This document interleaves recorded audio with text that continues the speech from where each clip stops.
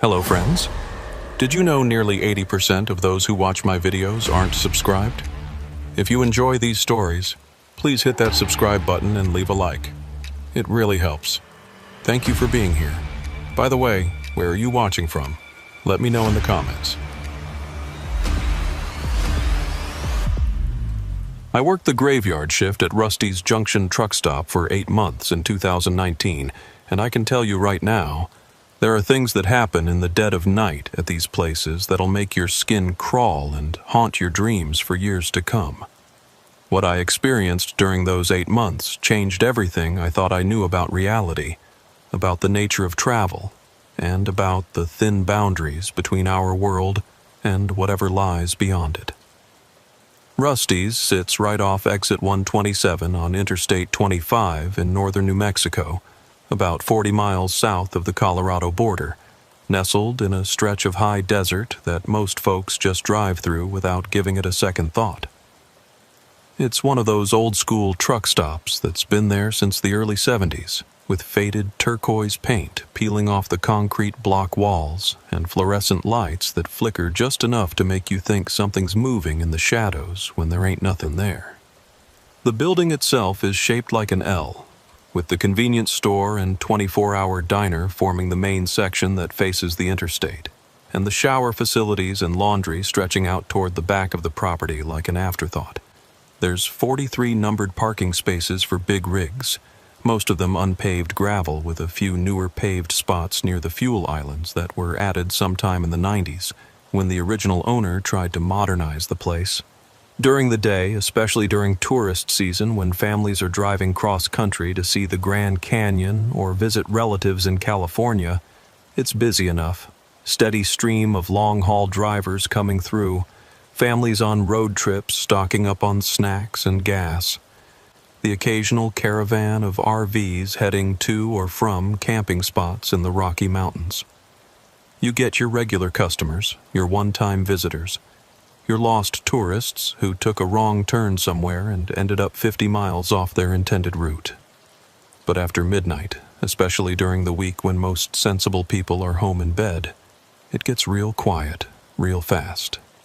The kind of quiet that makes every little sound seem amplified, every shadow seem deeper, every movement in your peripheral vision seem like it might be something more than just tricks of tired eyes. The kind of quiet that makes you understand why our ancestors were afraid of the dark. My supervisor was this old-timer named Clyde Thornton, who'd been working truck stops and gas stations since before I was born. Clyde was pushing 70, but still had the energy and alertness of a man half his age, probably because he'd spent his whole adult life on the night shift and had adjusted his internal clock permanently to nocturnal hours. He was the kind of guy who knew every regular driver by name and route, could spot trouble from a mile away just by the way someone walked through the door, and had more stories about weird customers and strange incidents than anyone had a right to accumulate in one lifetime. He was also the kind of guy who'd seen enough over the decades to know that there were things in this world that couldn't be explained by logic or science, things that operated according to rules older than human civilization.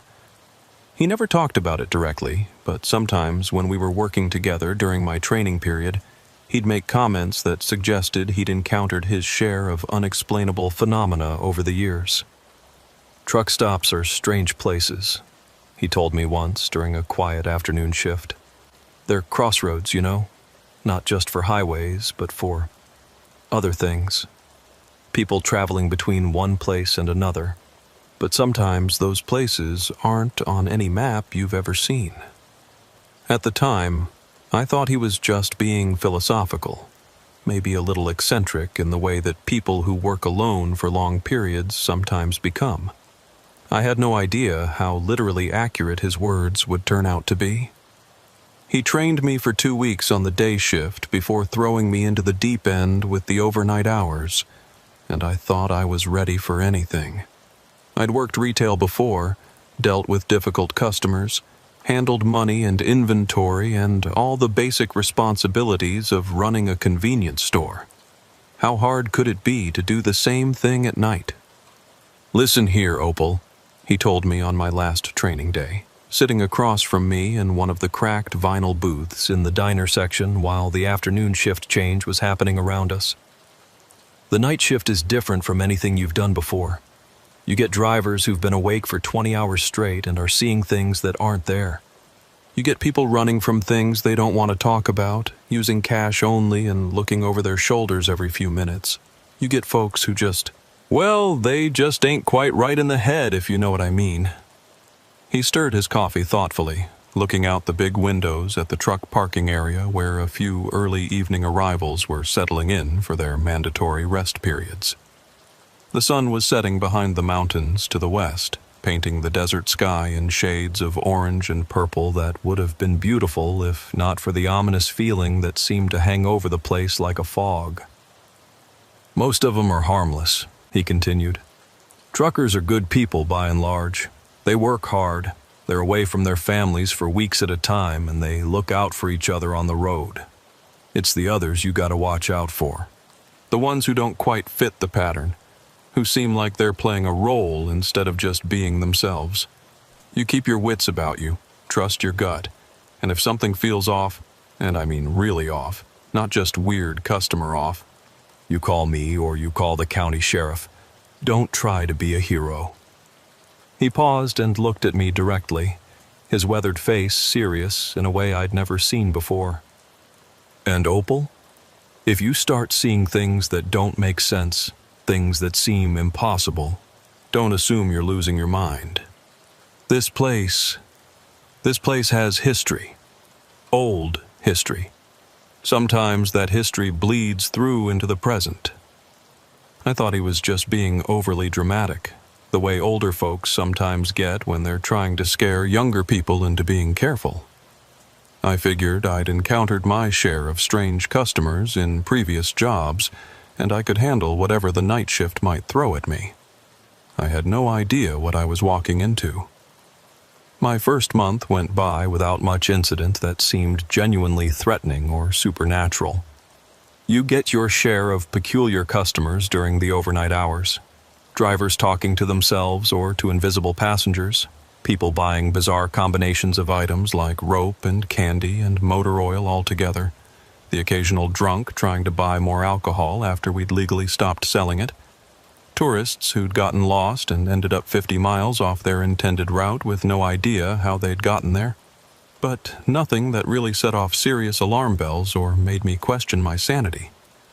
The loneliest part was the stretch between 2 a.m. and 5 a.m., when the overnight drivers had mostly found their parking spots for mandatory rest breaks, and the early morning crowd hadn't started moving yet.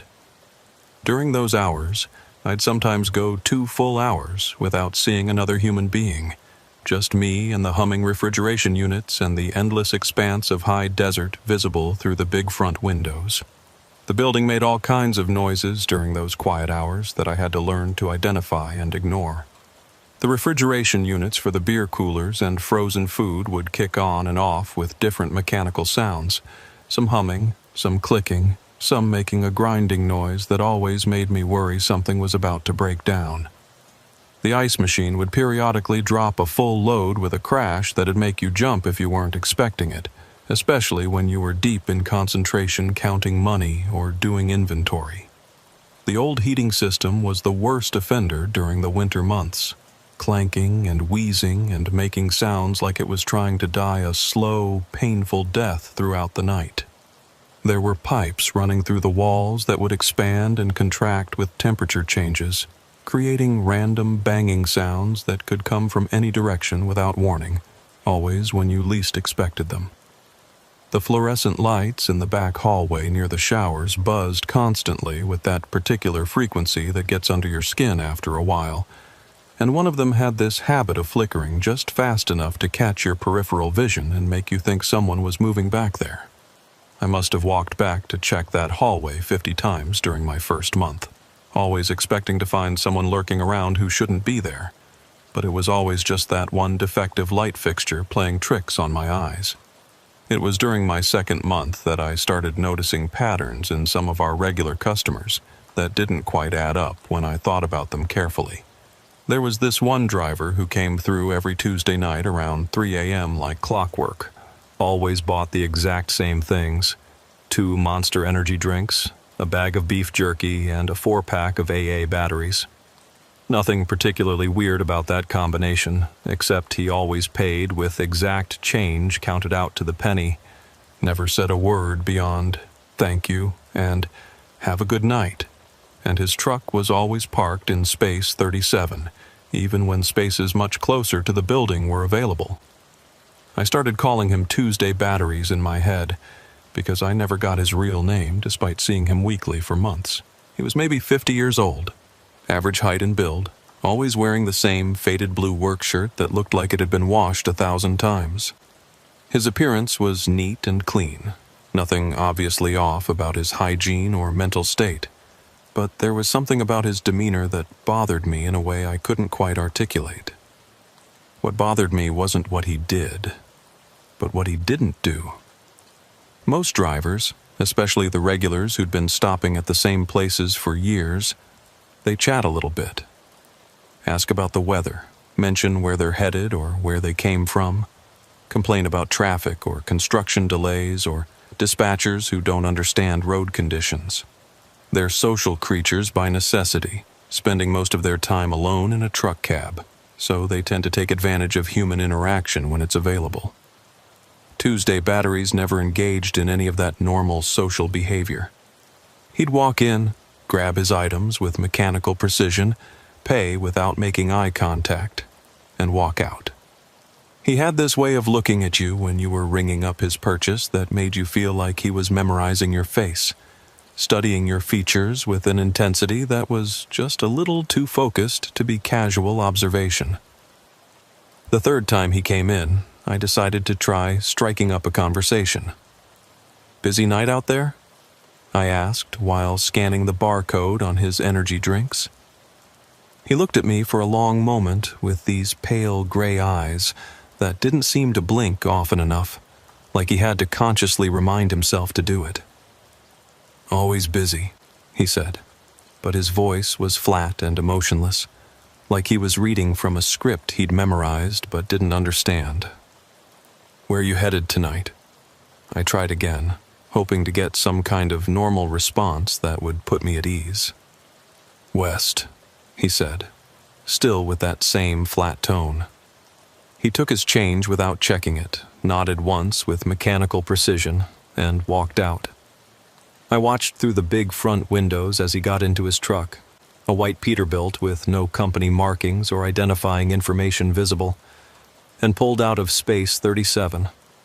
The weird part was, he turned east onto the interstate, not west like he'd said. That might seem like a small thing, but when you work nights at a truck stop, you start paying attention to details like that because details are what keep you safe. Drivers lie about where they're going for all kinds of reasons. Some legitimate, like not wanting to reveal valuable cargo routes to potential thieves. Some not so legitimate.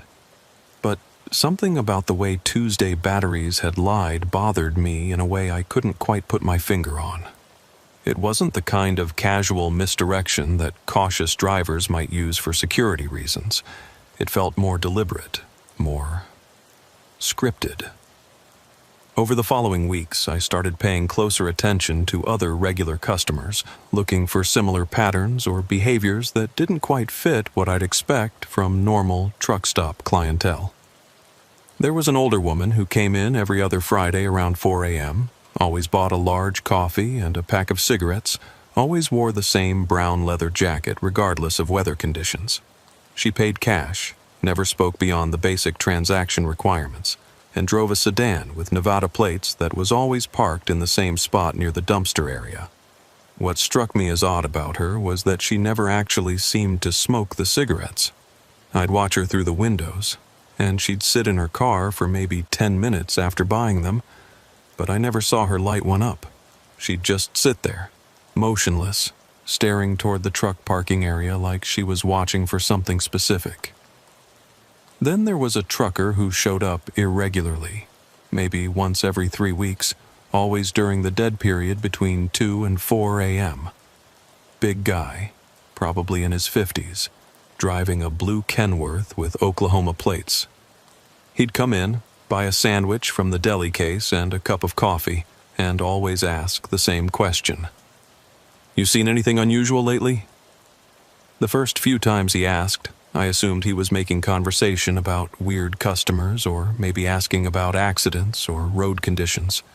But when I'd try to answer with stories about odd purchases or drunk customers, he'd get this disappointed look and say, "No, not that kind of unusual, the other kind."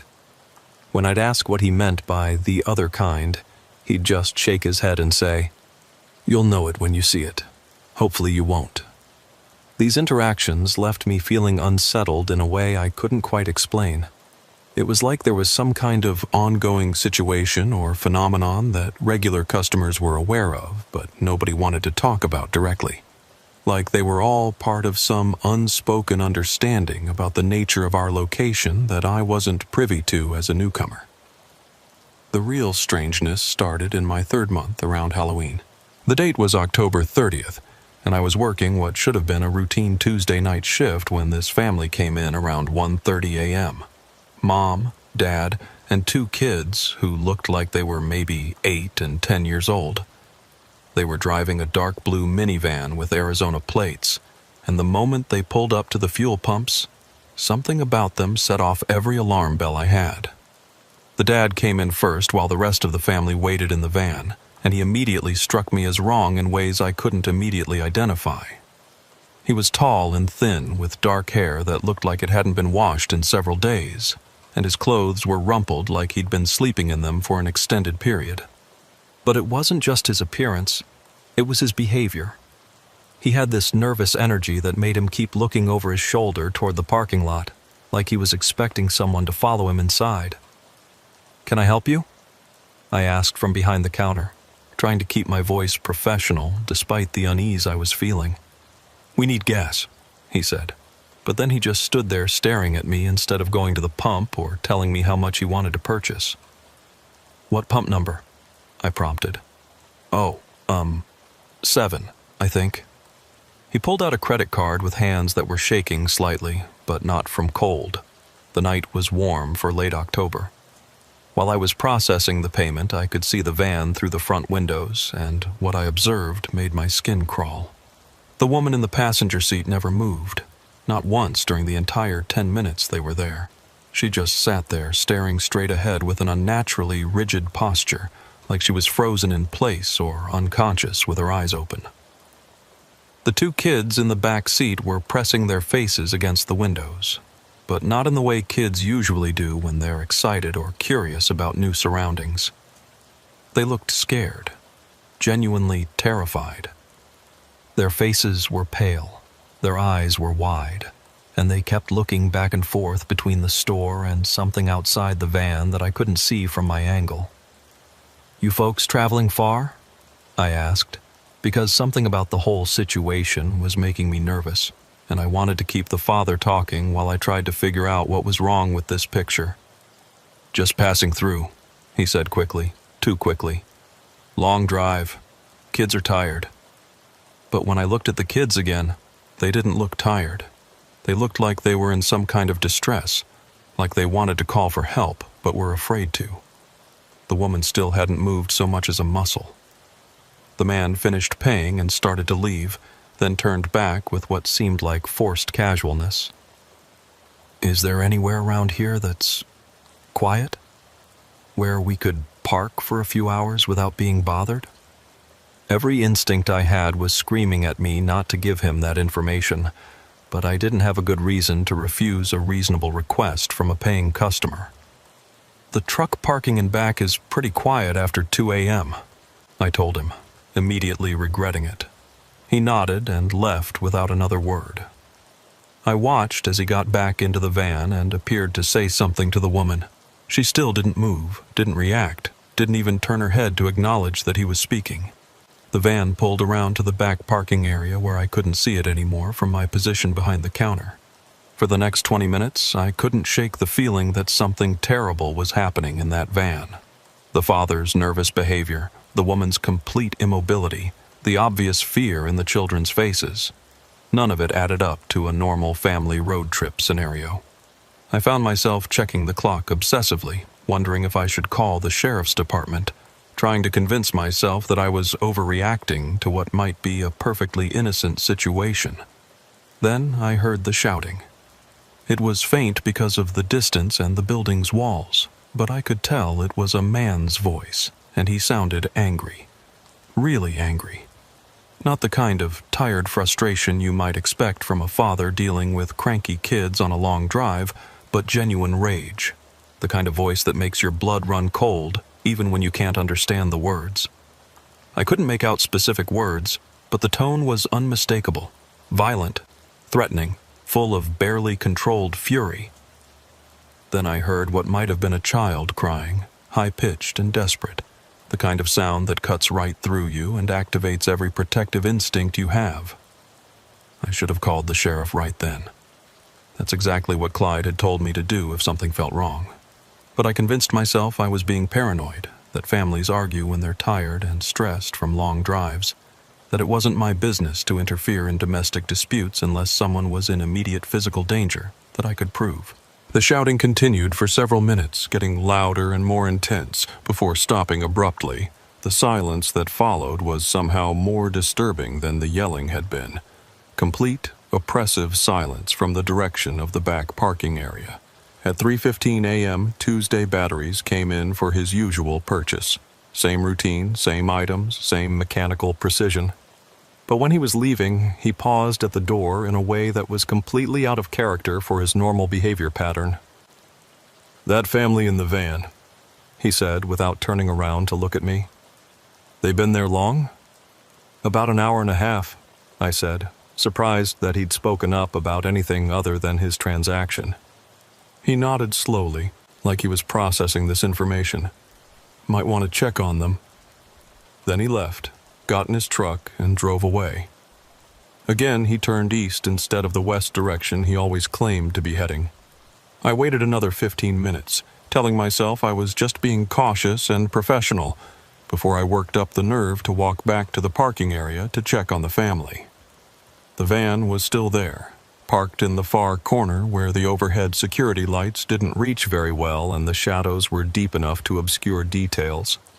All the windows were fogged up from the inside, condensation thick enough that I couldn't see anything of the interior. The van was completely silent. No sounds of conversation, no sounds of movement, no sounds of life at all. I walked closer, my footsteps sounding unnaturally loud on the gravel.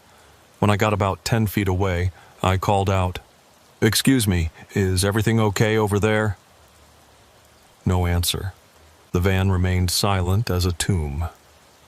I took a few more steps and knocked on the driver's side window. "Sir? Ma'am? Is everyone all right in there?" Still nothing.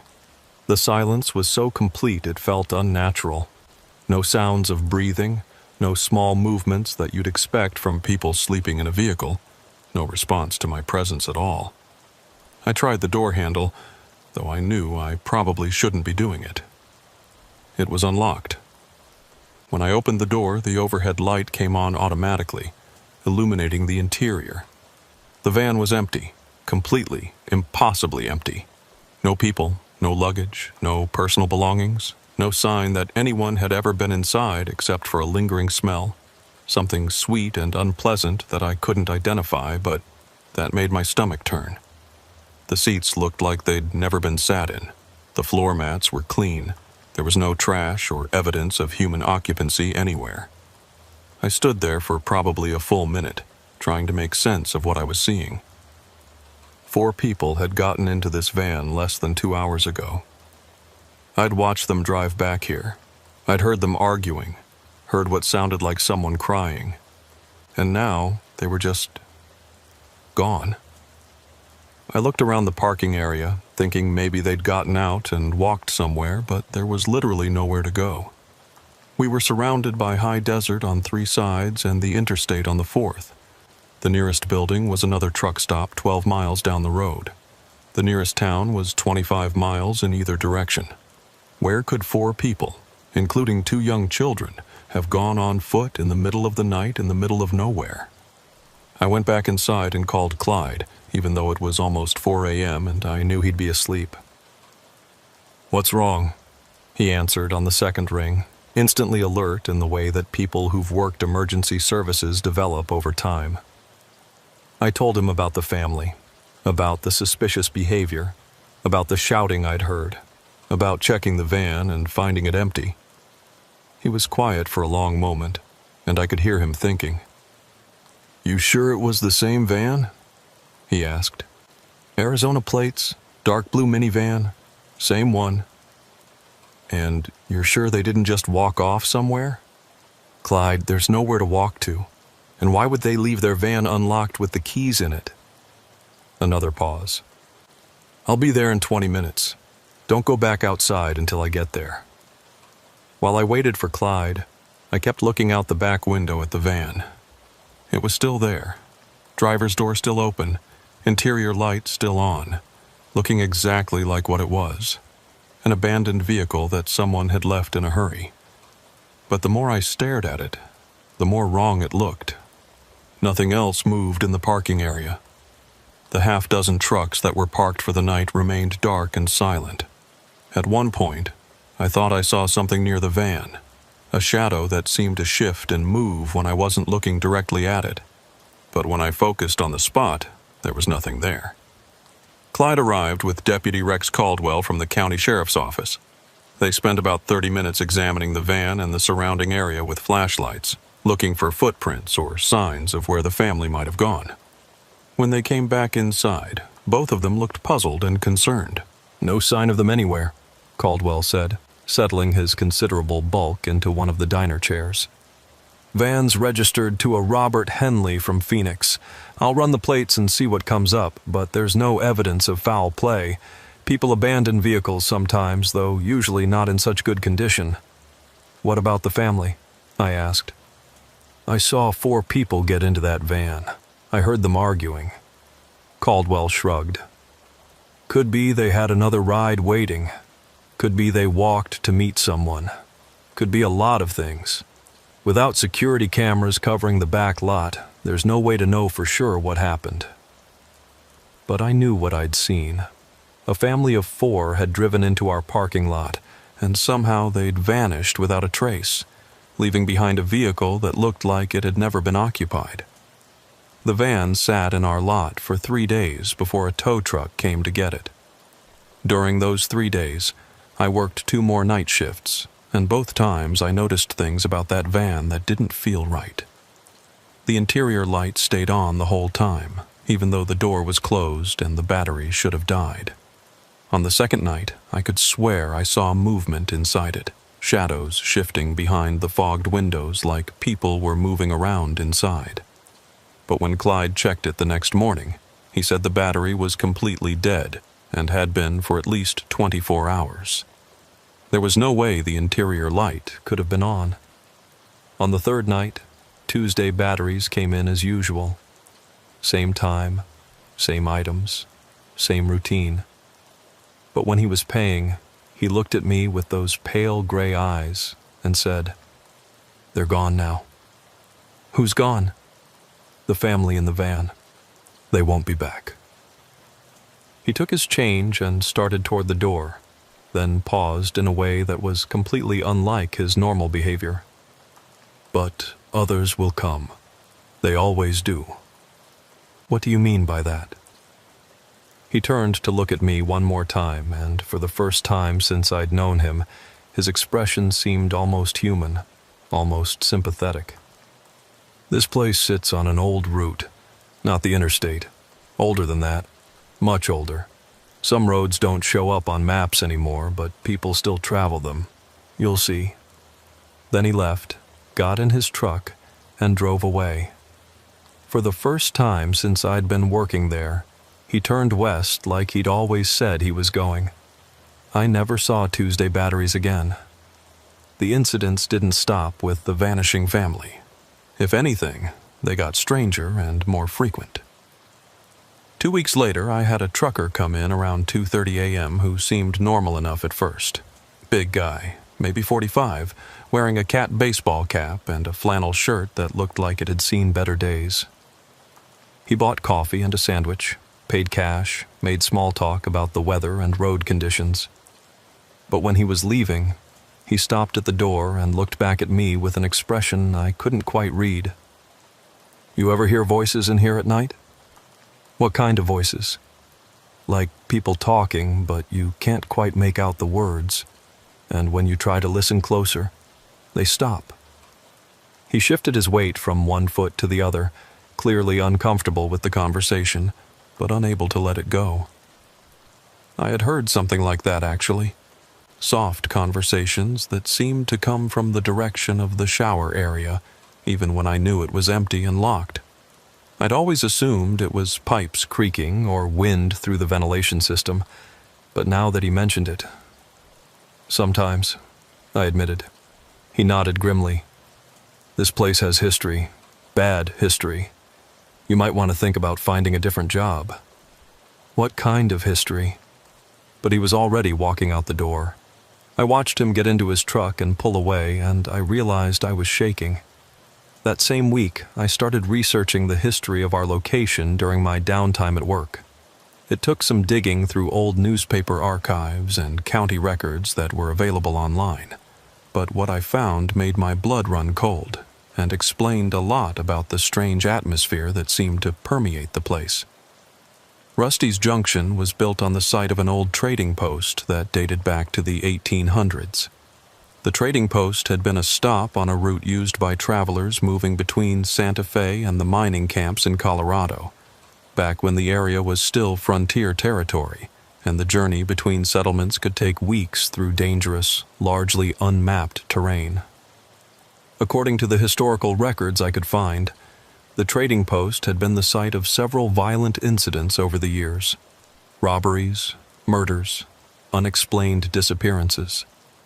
The worst incident happened in 1887, when an entire family traveling through the area vanished overnight without a trace.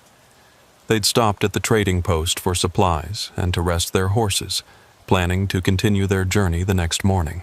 The family's wagon was found the next day, still hitched to their horses and loaded with all their possessions. But the family was nowhere to be found. The local sheriff conducted an extensive search of the surrounding area, but no trace of them was ever discovered. No bodies, no signs of a struggle, no indication of where they might have gone or what might have happened to them. Over the years that followed, other travelers reported strange incidents at the trading post location. People heard voices when no one was around, saw figures moving in the shadows that disappeared when approached directly, witnessed other travelers simply vanish without explanation. Some reported being approached by people in outdated clothing who spoke of roads and destinations that didn't exist on any maps. By the early 1900s, most travelers were avoiding the area entirely, taking longer routes to avoid having to stop at what had become known locally as the Lost Place. The trading post was eventually abandoned in the 1920s and left to decay in the desert sun. When the interstate system was built in the 1960s, the highway department chose to run the road right through the old trading post site, probably without knowing or caring about its history. Rusty's Junction was built in 1973, directly on top of where the main building of the trading post had stood. I was reading about all this on my phone during a slow period around 3 a.m. when I heard the voices for the first time myself. They were coming from the direction of the shower facilities, soft and indistinct, like people having a conversation in another room. But I knew the showers were empty. I'd just checked them an hour earlier as part of my routine security walkthrough. I tried to ignore the voices, telling myself it was just the building settling or maybe the heating system acting up. But they continued for almost 10 minutes, and at one point, I could swear I heard a child laughing, the same high-pitched sound I'd heard from the direction of the van that night.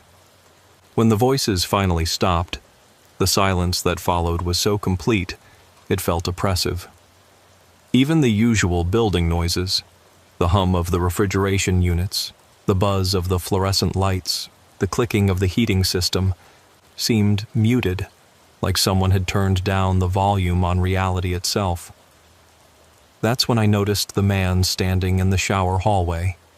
He was tall and thin, wearing clothes that looked old-fashioned, like something from the 1800s. A dark coat that reached almost to his knees, boots that looked handmade rather than manufactured, and a wide-brimmed hat that cast deep shadows over his face. He was just standing there, perfectly still, facing toward the main store area, facing toward me. I blinked hard, thinking my eyes were playing tricks on me after hours of staring at security monitors and inventory sheets, but he was still there when I opened them. I couldn't make out his facial features because of the shadows cast by his hat, but I could feel him watching me with an intensity that made my skin crawl. "Excuse me?" I called out, my voice shaky despite my efforts to sound professional and authoritative. "The shower facilities are closed right now." He didn't respond, didn't move, just stood there in the hallway like a statue, like he'd been carved from stone and placed there by some unseen hand. I grabbed the flashlight we kept behind the counter and started walking toward the shower area, my heart pounding but my training telling me to investigate and resolve the situation. "Sir, the facilities are closed until 6 a.m. As I got closer, I could see him more clearly in the beam of my flashlight. His clothes were definitely from another era. That long dark coat looked like something a frontier preacher might wear, and his boots were clearly handmade with leather that looked old and weathered. His face was pale, almost gray, with sunken cheeks and deep-set eyes. But his eyes were completely black. No whites, no pupils, just solid black that seemed to absorb the light from my flashlight and reflect nothing back. I stopped walking. Every instinct I had was screaming at me to run, to get away from this thing that was definitely not human despite its roughly human shape. But I was frozen in place, staring into those black, empty eyes that seemed to contain depths I couldn't fathom. The man tilted his head slightly, like a curious animal examining something it didn't quite understand, and when he spoke, his voice sounded like it was coming from a great distance, echoing through tunnels or across vast empty spaces. "The road is old," he said, and each word seemed to hang in the air longer than it should have. "Older than your roads. We've been traveling it for a long time." "What? What do you want?" I managed to whisper, though my throat felt like it was closing up. "To continue our journey, as we always have." He took a step toward me, and I noticed that his boots made no sound on the tile floor, like he was floating just above the surface. "Some paths don't end, girl. They just persist." I backed away, my heart pounding so hard I could hear it in my ears and feel it in my throat. The man followed, not walking but gliding, his black eyes never leaving mine, his expression never changing from that curious, almost puzzled look. "The family you saw," he continued, his voice still echoing from that impossible distance. "They joined us, as others have, as others will. I don't understand. This place remembers. It calls to travelers, offers them rest, gives them a choice. Some choose to continue on the new road, with its maps and schedules and destinations. Others choose the old path, where time moves differently and distance is measured in different ways." I was almost back to the counter now, my hand fumbling for the phone to call 911, though I had no idea what I'd tell them. But when I glanced down to dial the number and then looked back up, the man was gone. The shower hallway was empty. The only sound was the buzz of that defective fluorescent light and my own ragged breathing. I called Clyde again, and this time I was crying when he answered. "I'm quitting," I told him through my tears. "I can't do this anymore." "What happened, Opal?" I told him about the man in old-fashioned clothes, about the black eyes, about the conversation that didn't make sense but felt more real than anything I'd ever experienced. Clyde was quiet for a long time, and I could hear him breathing heavily on the other end of the line. "Opal?" he said finally, his voice sounding older and more tired than I'd ever heard it. I should have told you sooner. You're not the first person to see things like that. Night shift workers here. They don't usually last long. We've had 6 people quit in the past 2 years, all for similar reasons. Why didn't you warn me? Because we need someone to work the nights, and if I told people the truth, nobody would take the job. I hope maybe you'd be different. Maybe you wouldn't see anything. Some people don't, you know. Some people work here for years and never notice anything unusual. See anything? Clyde, this place is haunted. Maybe. Or maybe it's something else. Something older than ghosts. Something that was here before we built over it. But the man with the black eyes wasn't finished with me. Over the next 2 weeks, as I worked out my notice on day shifts only, I started experiencing things that followed me home. I'd be driving back to my apartment in Albuquerque in the early morning, and I'd see that same figure standing on the side of the road, always in the same old-fashioned clothes, always watching as I passed. At first, I thought maybe I was just tired, seeing things that weren't there after working long shifts and dealing with the stress of the supernatural encounters. But the sightings became more frequent and more specific. He'd be standing at bus stops, in parking lots outside grocery stores, in the shadows near my apartment building. Always watching, never moving, never approaching, but always there. The breaking point came during my last week of work. I was doing inventory in the storage room behind the convenience store when I heard footsteps in the main area. Heavy boots on tile, walking slowly and deliberately toward the storage room where I was working. I looked through the doorway and saw him again, the man in the old-fashioned clothes, walking through the store like he owned the place, like he belonged there more than I did. But this time, he wasn't alone. Behind him walked the family from the van, the same family I'd seen disappear weeks earlier. The father, the mother who'd never moved, and the 2 terrified children. They were all walking in single file, following the man in the black coat with mechanical precision. But they looked different, changed. Their skin had that same pale gray quality as the man's, and their eyes were empty. Not black like his, but empty of everything that makes eyes human. Empty of awareness, of personality, of life itself. They looked like people, but they moved like puppets, like something else was controlling their movements. They walked past the storage room without looking in my direction, heading toward the back of the building, toward the shower area. I heard a door open and close, and then silence. I waited in that storage room for 20 minutes before I had the courage to come out. When I did, the store was empty again.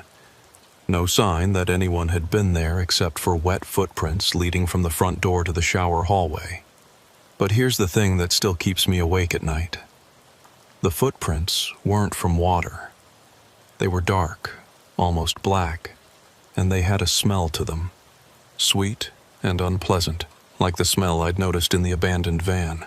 I followed the footprints to the shower area, though every rational part of my brain was screaming at me not to.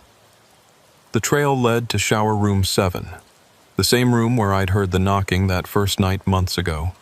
The door was closed, but I could hear sounds coming from inside. Not voices exactly, but movement, like people getting dressed or undressed. Rustling fabric, shuffling feet, the sound of water running. I knocked on the door. "Hello? Is someone in there?" The sounds stopped immediately. Complete silence, just like that night with the van. I tried the door handle. It was locked, which was impossible because none of the shower room doors had locks that could be engaged from the inside. The facility was designed to prevent people from barricading themselves in the rooms. I stood there for a few minutes, listening, but heard nothing more. When I finally worked up the courage to get the master key and unlock the door, the room was empty, completely empty, and bone dry, like no one had used it in days. But the temperature in that room was so cold I could see my breath, and scratched into the tile wall, barely visible unless you knew to look for it, was a message. The old road welcomes all travelers. I didn't finish my 2 weeks' notice. I left that night and never went back. But the experiences didn't stop when I quit Rusty's Junction. If anything, they got worse. The man in the old-fashioned clothes started appearing more frequently, and now he was bringing others with him. Not just the family from the van, but other people I'd seen during my time at the truck stop. Drivers who'd stopped for fuel or food, customers who'd bought supplies and moved on. They'd appear at the edge of my vision when I was driving, standing in groups by the side of the road.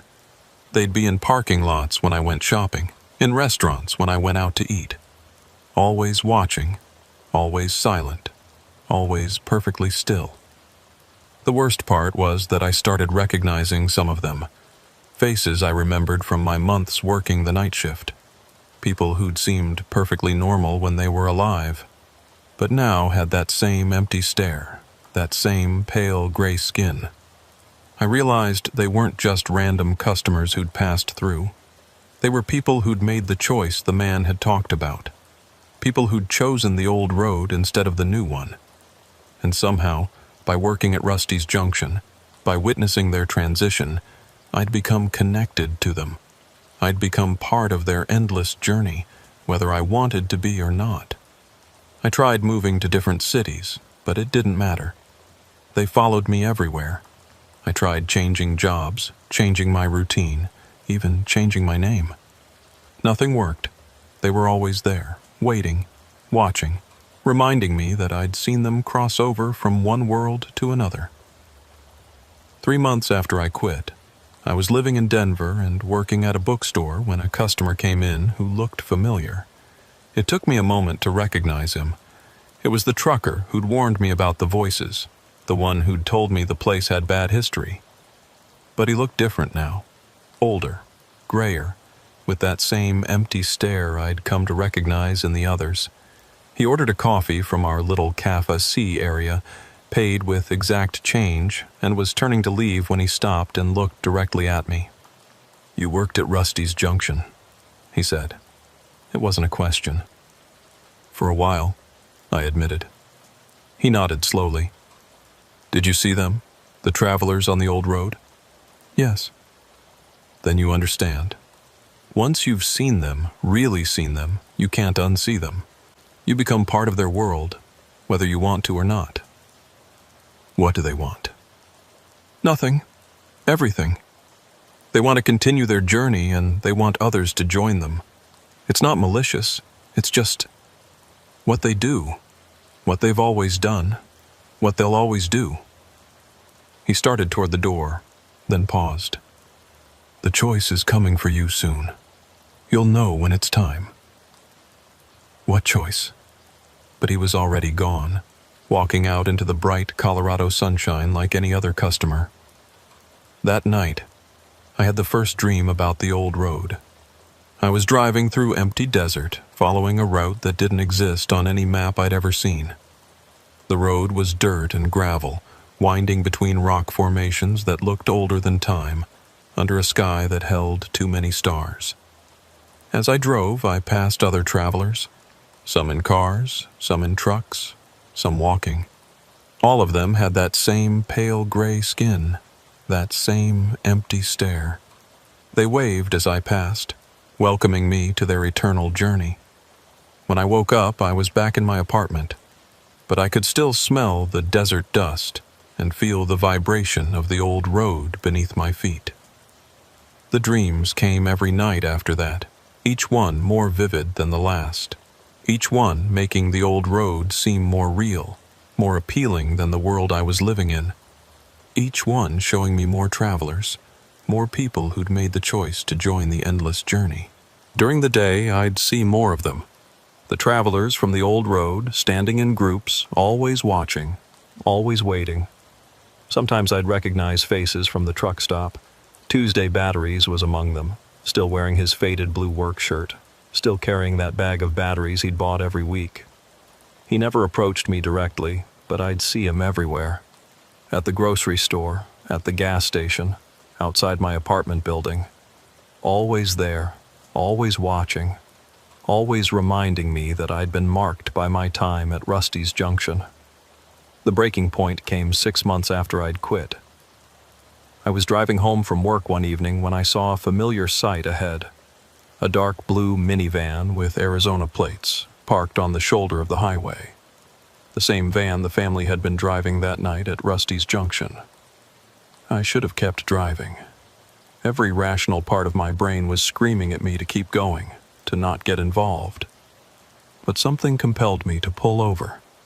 The van was empty, just like it had been that night in the truck stop parking lot. But the driver's door was open, and the keys were in the ignition. The engine was running.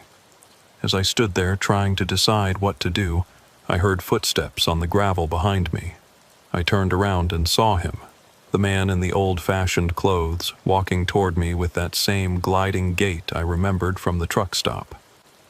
"Hello, Opal," he said, and his voice was exactly as I remembered it, distant, echoing, like it was coming from somewhere far away. "What do you want?" "To offer you the same choice I offer all travelers, the new road or the old road." "I'm not a traveler. I'm just trying to live my life." He smiled, and it was the most terrifying expression I'd ever seen. Not because it was malevolent, but because it was genuinely kind, genuinely caring, genuinely understanding. Everyone is a traveler, Opal. Some people just don't know it yet. What happens if I choose the old road? You join us. You become part of something larger than yourself, something that has existed since before your highways, before your cities, before your civilization. You become part of the eternal journey.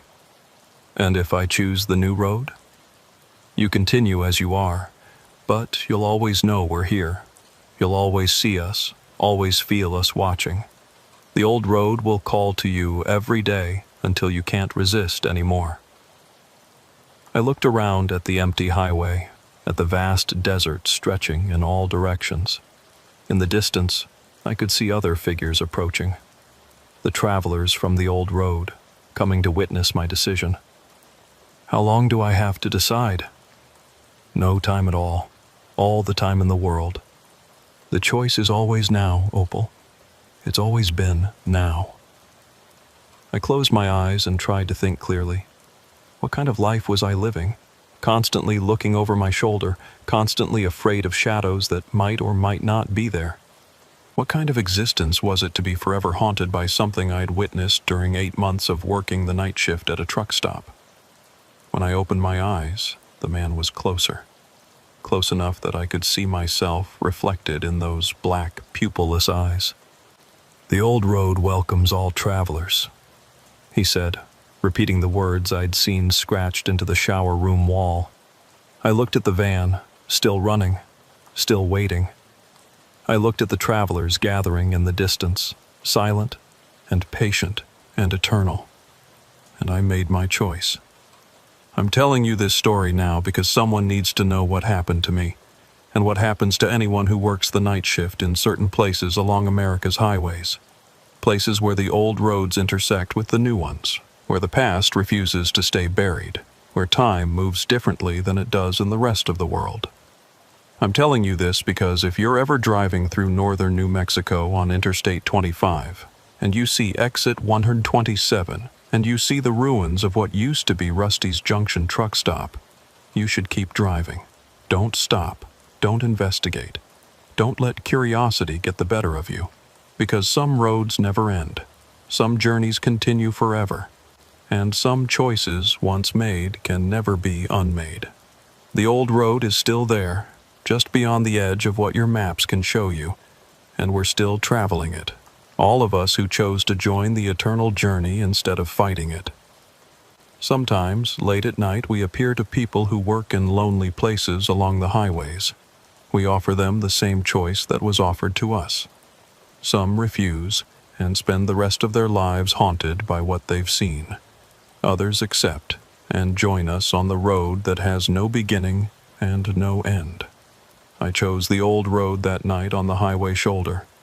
I chose to join the eternal journey, to become part of something that existed before maps and will exist after the last highway crumbles back to dust. You might think that was the end of my story, but it's really just the beginning. Because now I'm one of the travelers, one of the watchers, one of the ones who appears to people working the night shift in lonely places. I've seen the world from the perspective of the old road, and I can tell you that time moves differently here. What feels like moments can be years in your world, and what feels like centuries can be heartbeats. We exist in the spaces between seconds, in the gaps between thoughts, in the silence between words. We travel routes that were old when your ancestors were learning to make fire. We stop at places that remember what the land was like before your cities, before your roads, before your civilization carved its scars across the earth. And sometimes, we stop at truck stops. Not to cause harm, not to frighten or threaten or hurt, but to offer the choice. To give people the opportunity to join something eternal, something that transcends the temporary concerns of your linear existence. Most people can't see us. They live their lives focused on destinations and schedules, on getting from point A to point B as efficiently as possible. They don't notice the travelers on the old road, don't see the paths that wind through spaces between spaces. But some people can see us. Usually people who work alone, who spend long hours in liminal places where the boundary between one world and another grows thin. Night shift workers, security guards, truck drivers who've been on the road too long. People like you might become, if you're not careful.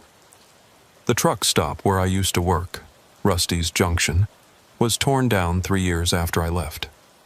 The state was widening the interstate, and the building was right in the path of the new construction. The demolition crew reported some strange incidents during the teardown. Tools going missing, equipment malfunctioning for no apparent reason, workers hearing voices when no one else was around.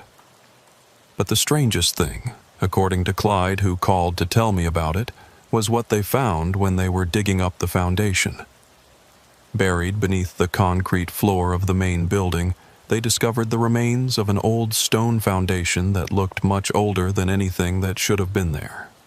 The stones were arranged in a pattern that didn't match any known architectural style, and some of them had markings carved into them that nobody could identify. Strange symbols that looked like they might be writing, but not in any language anyone recognized. The construction supervisor wanted to call in archaeologists to examine the find, but the next morning, all the stones were gone, just vanished overnight, along with any evidence that they'd ever been there. The new truck stop that replaced Rusty's Junction is bright and modern, with LED lighting, security cameras, and all the amenities that travelers expect in the 21st century. It's located about half a mile east of the original site, on a patch of ground that has no history, no stories, no connection to the old routes that crisscrossed the territory before highways existed. From what I hear, the night shift workers there don't report any unusual incidents. No strange customers, no unexplained voices, no men in old-fashioned clothing with black eyes.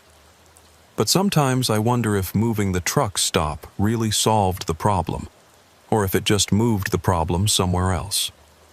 Because roads have a way of finding new paths when the old ones are blocked, and travelers, whatever kind of travelers they might be, have a way of adapting to changes in the landscape. Maybe they're still out there, following routes that exist in the spaces between your maps, stopping at places that serve as crossroads between the world you understand and the worlds you don't. Maybe they're still offering choices to anyone willing to listen, still calling to people who work the night shifts in lonely places where the boundary between past and present grows thin. I hope you never find out.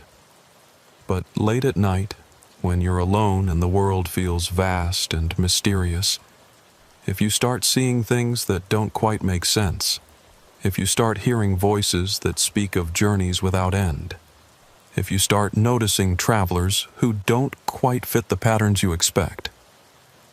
Remember this story. Remember that some roads are older than the ones we've mapped. Remember that some choices, once offered, will keep being offered until they're accepted.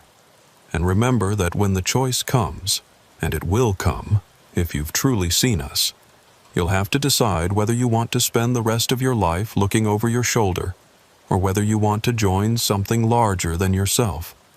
But let me tell you more about what I've learned during my time on the old road, because there are things you need to understand if you're going to protect yourself from what's coming. The old road isn't just one path. It's a network, a web of routes that stretch across the continent and beyond, connecting places that exist outside of normal geography. Some of these routes follow ancient Native American trails, others trace the paths of early European explorers, and still others seem to have no connection to human history at all, as if they were carved into the landscape by forces that predate human civilization entirely. Every truck stop, every gas station, every rest area sits at the intersection of these old and new roads, whether the people who built them knew it or not. Most of the time, the intersection is dormant, inactive. The old road sleeps beneath the new one, and travelers pass through without ever knowing what lies beneath the asphalt and concrete. But sometimes, the intersection becomes active. Usually during certain times of year, or when specific atmospheric conditions align, or when enough travelers have passed through to weaken the barrier between worlds. When that happens, people start disappearing. Not in dramatic ways that attract attention, but quietly, subtly. A family checks into a motel and is never seen checking out. A trucker stops for fuel and never arrives at his destination. A night shift worker simply doesn't show up for their next shift. The authorities investigate, of course. Missing person reports are filed, search parties are organized, theories are developed. But the investigators are looking for explanations that exist within their understanding of reality, and what's actually happening operates according to much older rules. The people who disappear aren't kidnapped or murdered in any conventional sense.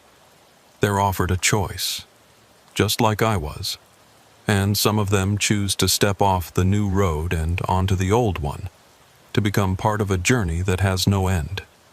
I've met dozens of them during my time traveling the old road. Truck drivers from the 1950s who stepped out of their cabs one night and never looked back. Gas station attendants from the 1960s who walked away from their shifts and into something larger than themselves. Travelers from every decade since the interstate system was built, all of them carrying their own stories about the moment they were offered the choice. But it's not just modern travelers. The old road has been collecting passengers for centuries, maybe millennia. I've encountered traders from the 1800s, still wearing their period clothing, still carrying the goods they were transporting when they decided to join the eternal journey. Native Americans who were traveling the paths before Europeans ever set foot on the continent.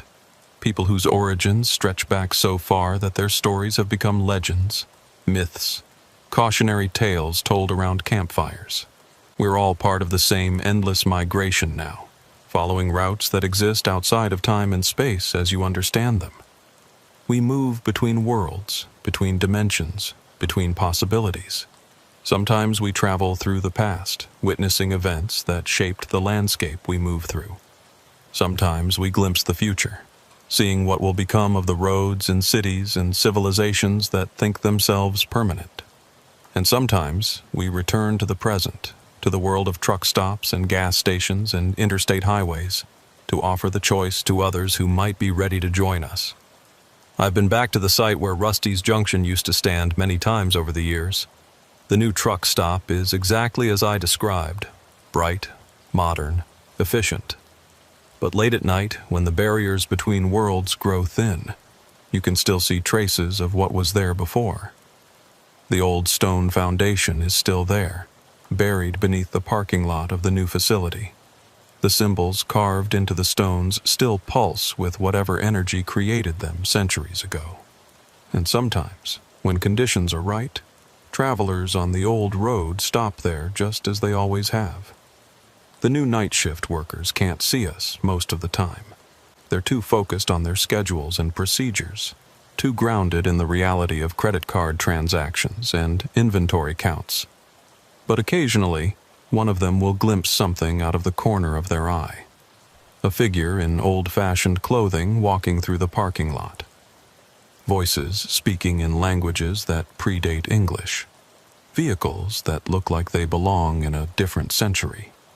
When that happens, when someone starts to see through the barriers that separate the old road from the new one, we know they're candidates for the choice. Not immediately. It takes time for the connection to strengthen, for the visions to become clear, for the person to understand what they're really seeing. But eventually, the choice comes. It always does, for people who've truly seen us. I was present the last time it happened at the new truck stop. A young man named Marcus, who'd been working the night shift for about 6 months, started reporting strange incidents to his supervisor. Customers who paid with coins that looked antique. Voices speaking in the shower area when it was supposed to be empty. Vehicles parked in the lot that weren't there when he checked the security cameras. His supervisor, a practical woman who'd never worked nights herself, dismissed the reports as stress and exhaustion. She suggested Marcus switch to day shifts, take a vacation, maybe see a doctor about possible sleep disorders. But Marcus knew what he was seeing was real. He started researching the history of the location, just like I had years earlier. He found the same newspaper articles about the old trading post, the same records of disappearances and strange incidents. And he began to understand that he was part of a pattern that stretched back much further than the existence of the modern truck stop. The night I approached him, he was doing inventory in the storage room, just like I had been during my last week at Rusty's Junction. He looked up when I walked in, and I could see in his eyes that he recognized me from his dreams. "You're one of them," he said. Not a question, just a statement of fact. "Yes," I told him. "And you're ready to choose." We talked for an hour about the old road, about the nature of the journey, about what it meant to step outside of linear time and become part of something eternal. Marcus asked intelligent questions, showed genuine understanding of what I was offering. In the end, he chose the old road, just as I had years earlier. He walked out of that storage room and into a world larger than anything he'd imagined possible. His supervisor found a resignation letter on her desk the next morning, typed and signed, giving 2 weeks' notice for personal reasons. But Marcus never showed up to work those final shifts. The security cameras showed him leaving the building that night, but they never showed him getting into a vehicle or walking to the parking lot. He simply walked toward the back of the building and vanished from their electronic record. The police investigated, of course. They interviewed his family, checked his bank accounts, analyzed his phone records. But people who choose the old road leave very few traces in your digital world. We exist between the spaces that your surveillance systems can monitor. That was 3 years ago. Marcus travels with us now, learning the routes that existed before maps, discovering destinations that don't appear in any guidebook. Like all of us, he's finding that the journey itself is more important than any specific destination. Which brings me to why I'm telling you this story now in such detail, with such specific warnings about the places and signs to watch for. The old road is becoming more active. The barriers between worlds are weakening, and the intersections where we can appear to travelers on the new road are becoming more numerous and more frequent. What used to happen once or twice a year at a given location is now happening monthly, sometimes weekly. More night shift workers are reporting unusual incidents. More families are disappearing from rest areas and truck stops. More drivers are abandoning their vehicles and walking away from lives they no longer want to live. The network of the old road is expanding, creating new connections, new crossroads, new opportunities for people to step out of linear time and into something eternal. And each person who makes that choice strengthens the network, makes it easier for others to see us, easier for the choice to be offered. I don't know why this is happening now. Maybe it's a natural cycle, something that occurs every few centuries when enough travelers have accumulated on the old road. Maybe it's a response to changes in your world, the increasing pace of life, the growing disconnection from the natural world, the sense that many people have of being trapped in lives that feel meaningless. Or maybe it's something else entirely, something connected to forces larger than human understanding. What I do know is that if you work nights at a truck stop, or a gas station, or any place where travelers pass through in the darkness, your chances of encountering us are higher now than they've been in decades. And if you start seeing things that don't quite make sense, if you start hearing voices that speak of impossible journeys, if you start noticing patterns that suggest something is operating just beyond the edge of your perception, you need to be prepared for the choice when it comes. Because it will come. Maybe not today, maybe not tomorrow, but if you've truly seen us, if you've genuinely witnessed the travelers on the old road, then you've already been marked. The connection has been made, and it will only grow stronger over time. You can fight it if you want. You can quit your job, move to a different city, try to convince yourself that what you saw wasn't real. Some people do that, and they manage to live out their lives without ever encountering us again. But they're never quite the same afterward. They carry the knowledge of our existence like a weight, always wondering what they might have experienced if they'd made a different choice. They see shadows that might be us in their peripheral vision. They hear whispers in empty rooms that might be our voices calling to them across the barriers between worlds. And sometimes, years later, when they're old and tired and feeling the weight of a life lived entirely within the boundaries of linear time, they start looking for us again. They drive the interstate highways late at night, stopping at truck stops and rest areas, hoping to catch a glimpse of the travelers they once turned away. By then, it's usually too late. The connection has weakened, the barriers have solidified, and the choice is no longer available to them. They die as they lived, trapped within the confines of ordinary existence, never knowing what wonders they might have seen if they'd been brave enough to step onto the old road when the opportunity was offered. That's why I'm telling you this story now, while you're still young enough and aware enough to understand what's being offered. That's why I'm giving you these warnings about the signs to watch for, the patterns to recognize, the choices you'll need to make. The old road welcomes all travelers, but it doesn't wait forever for anyone to decide.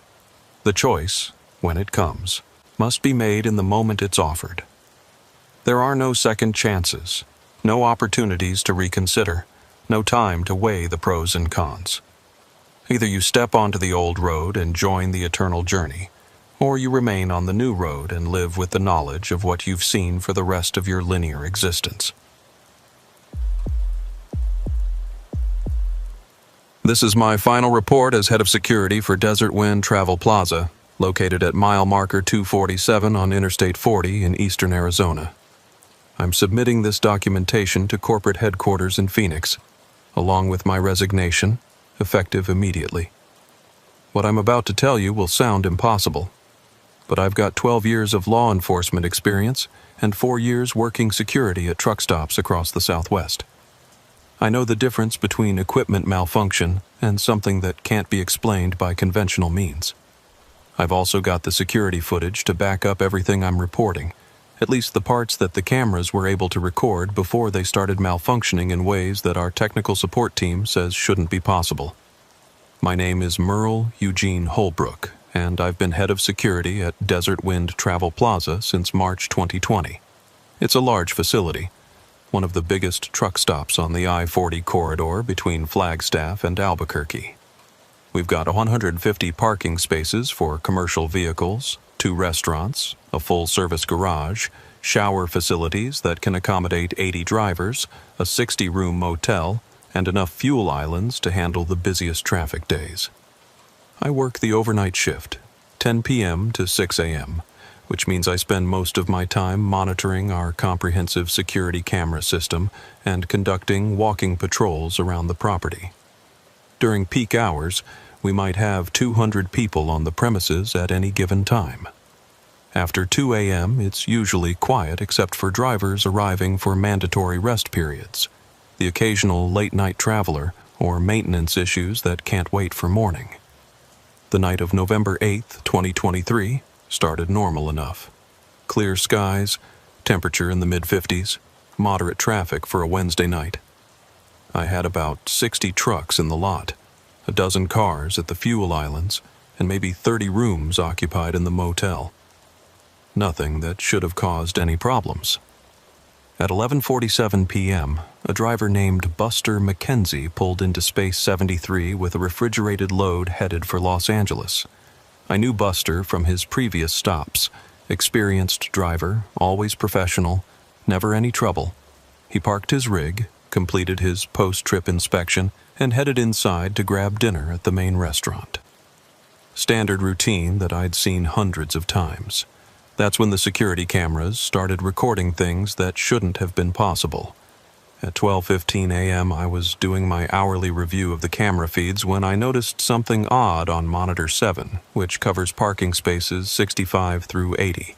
Buster's truck was there, but there appeared to be someone standing next to his trailer who definitely wasn't Buster.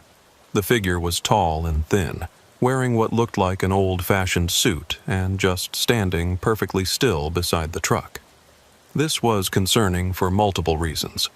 First, unauthorized people wandering around the truck parking area at night is a major security issue. Second, Buster was inside the restaurant, so whoever this was had no legitimate reason to be near his vehicle. Third, I'd been monitoring the cameras continuously, and I hadn't seen anyone approach that truck. I switched to the recorded footage to see where this person had come from. According to the timestamp, at 12:14:47, the parking area around Buster's truck was empty. At 12:14:48, the camera feed flickered briefly, just a momentary disruption that lasted maybe half a second. When the image cleared at 12:14:49, the figure was standing there. Nobody can materialize next to a truck in half a second. It's physically impossible. But there it was, right in the digital record. I grabbed my flashlight and radio and headed outside to investigate. The truck parking area was well lit by overhead sodium lights, and I could see Buster's rig clearly from about 100 yards away. There was nobody there. No sign that anyone had been there recently. I walked over to examine the area around the truck. The gravel showed no footprints except for Buster's tracks from when he'd done his inspection earlier.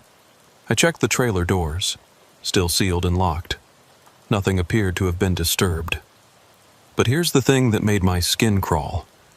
The area around the truck was noticeably colder than the surrounding parking lot. I'm talking about a temperature difference significant enough that I could feel it immediately when I walked into that space. I checked it with my digital thermometer, and the air temperature near the truck was 11 degrees lower than the ambient temperature just 10 feet away. I radioed the main office to report the incident, but got only static in response. My handheld had full signal strength and fresh batteries, but every channel was broadcasting the same low-level interference with occasional sounds that might have been voices if you listened carefully enough. At 12:43 a.m., I was back in the security office reviewing the footage when Monitor 12 went completely black.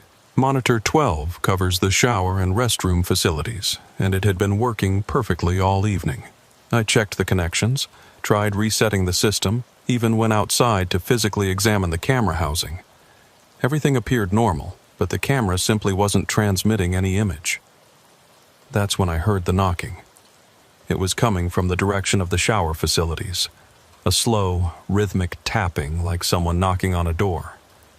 But according to our electronic keycard system, all the shower rooms were unoccupied, and the doors to empty rooms don't lock from the inside anyway. I took my flashlight and went to investigate, following the sound down the hallway to the shower area. The knocking was definitely coming from shower room 15, which our system showed as vacant and available. "Maintenance," I called out, thinking maybe someone was working on plumbing issues during the overnight hours. "Is someone in there?" The knocking stopped immediately. The silence that followed was so complete I could hear the ventilation fans in other parts of the building, but nothing from room 15. I tried the door handle. It turned freely, and the door opened to reveal an empty shower room. The lights were off. There was no sign that anyone had been inside recently, and all the surfaces were bone dry like they hadn't been used in hours. But the temperature in that room was at least 20 degrees colder than the hallway, and my breath was visible when I exhaled. I checked 3 other shower rooms, and they were all normal temperature. I closed the door to room 15 and was heading back to the security office when I heard the knocking start again. This time it was coming from room 23, on the opposite end of the hallway. I didn't investigate room 23. Something about the whole situation was setting off every alarm bell I had, and my 12 years of law enforcement experience was telling me to document everything and call for backup rather than wandering around alone investigating supernatural phenomena. Except Monitor 12 was still dead, so I couldn't document anything happening in the shower area. At 1:18 a.m., multiple cameras started malfunctioning simultaneously. Monitors 3, 7, 11, and 15 all went dark within a span of 10 minutes. These cameras covered different areas of the facility and were connected to separate circuits, so there was no technical reason for them to fail together. I started a manual patrol of the areas where cameras had failed, beginning with the fuel islands covered by Monitor 3. Everything looked normal there. One truck fueling up, the driver standing beside his cab smoking a cigarette and talking on his cell phone. The driver was someone I'd never seen before, maybe 60 years old, wearing a baseball cap and work clothes that looked like they'd seen better days. When I approached, he nodded politely and said good evening. "Busy night?" he asked, flicking ash from his cigarette. "Quiet enough," I replied. "Just making my rounds. You passing through?" "Always passing through," he said. But something about the way he said it made me look at him more closely. That's when I noticed his truck. It was an older model Kenworth, probably from the late 1970s, painted in a faded red and white color scheme that looked original to the vehicle. The truck was in remarkable condition for its age. No rust, no dents, chrome that gleamed even under the harsh sodium parking lot lights. But there was no fuel nozzle connected to it. The driver was standing next to the truck like he was fueling up. The pump was showing an active transaction on the digital display, but there was no fuel line running from the pump to the vehicle. "Having trouble with the pump?" I asked. The driver looked down at the pump, then back at me. "Seems to be working fine." I looked at the display again. It was showing that he'd pumped 127 gallons of diesel fuel, which was impossible for multiple reasons. First, his truck's fuel tanks couldn't hold that much. Second, 127 gallons would have taken at least 25 minutes to pump, but I'd only been watching him for about 5 minutes. Third, there was no fuel line connected to his truck. "Sir, I think there might be a problem with the pump. Let me reset it for you." "No need," he said. "I'm finished." He walked around to the driver's side of his truck and climbed up into the cab like everything was perfectly normal. I watched as he started the engine and began to pull away from the fuel island. According to the pump display, he'd purchased $400 in 2023 worth of diesel fuel without ever connecting a hose to his vehicle. I ran back to the security office to review the footage from the fuel island cameras, but Monitor 3 was still dead. There was no digital record of what I'd just witnessed. At 1:45 a.m., I was trying to get the camera system back online when I heard voices coming from the parking area. Multiple people talking, but too distant and muffled for me to make out words. I looked out the office window and could see several figures moving between the trucks, but the lighting wasn't good enough to see details. I grabbed my flashlight and went outside to investigate. The parking area appeared empty when I got there, but I could still hear the voices. They seemed to be coming from different directions, sometimes close, sometimes far away, like people were having conversations while walking around the lot. I followed the voices toward the back section of the parking area, where our overflow spaces are located. As I got closer, I could make out what sounded like multiple conversations happening simultaneously. Men's voices, women's voices, even what might have been children talking. But every time I got close to where the voices seemed to be coming from, they would stop, and I'd hear them start up again from a different location. This continued for about 15 minutes. I'd walk toward voices in one area, they'd stop, then I'd hear different voices from another direction. It was like playing a game of acoustic hide-and-seek with invisible people. Finally, I stopped moving and just stood still in the middle of the parking area, listening. The voices continued around me, definitely human voices having normal conversations, but I couldn't understand the words. It was like listening to people talking in another room through thick walls. Then I realized what was bothering me about the voices. They weren't just muffled or distant.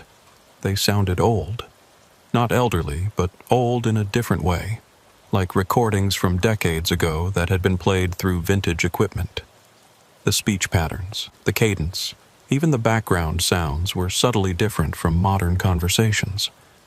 At 2:07 a.m., I returned to the security office to find that all the dead monitors had suddenly come back online. Every camera was working perfectly, showing clear images of their assigned areas. But according to the system logs, they'd never gone offline. The computer showed continuous recording throughout the entire time I'd been experiencing the malfunctions. I reviewed the recorded footage from the past 2 hours, looking for evidence of the incidents I'd witnessed. The timestamp showed that at 12:14, there was indeed a brief flicker on monitor 7. But when the image cleared, there was no figure standing next to Buster's truck. The parking area was empty, just as it should have been.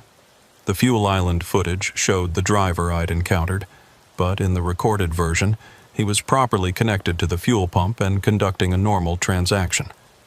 The pump display showed a reasonable amount of fuel being dispensed, and he paid with a credit card in the normal way.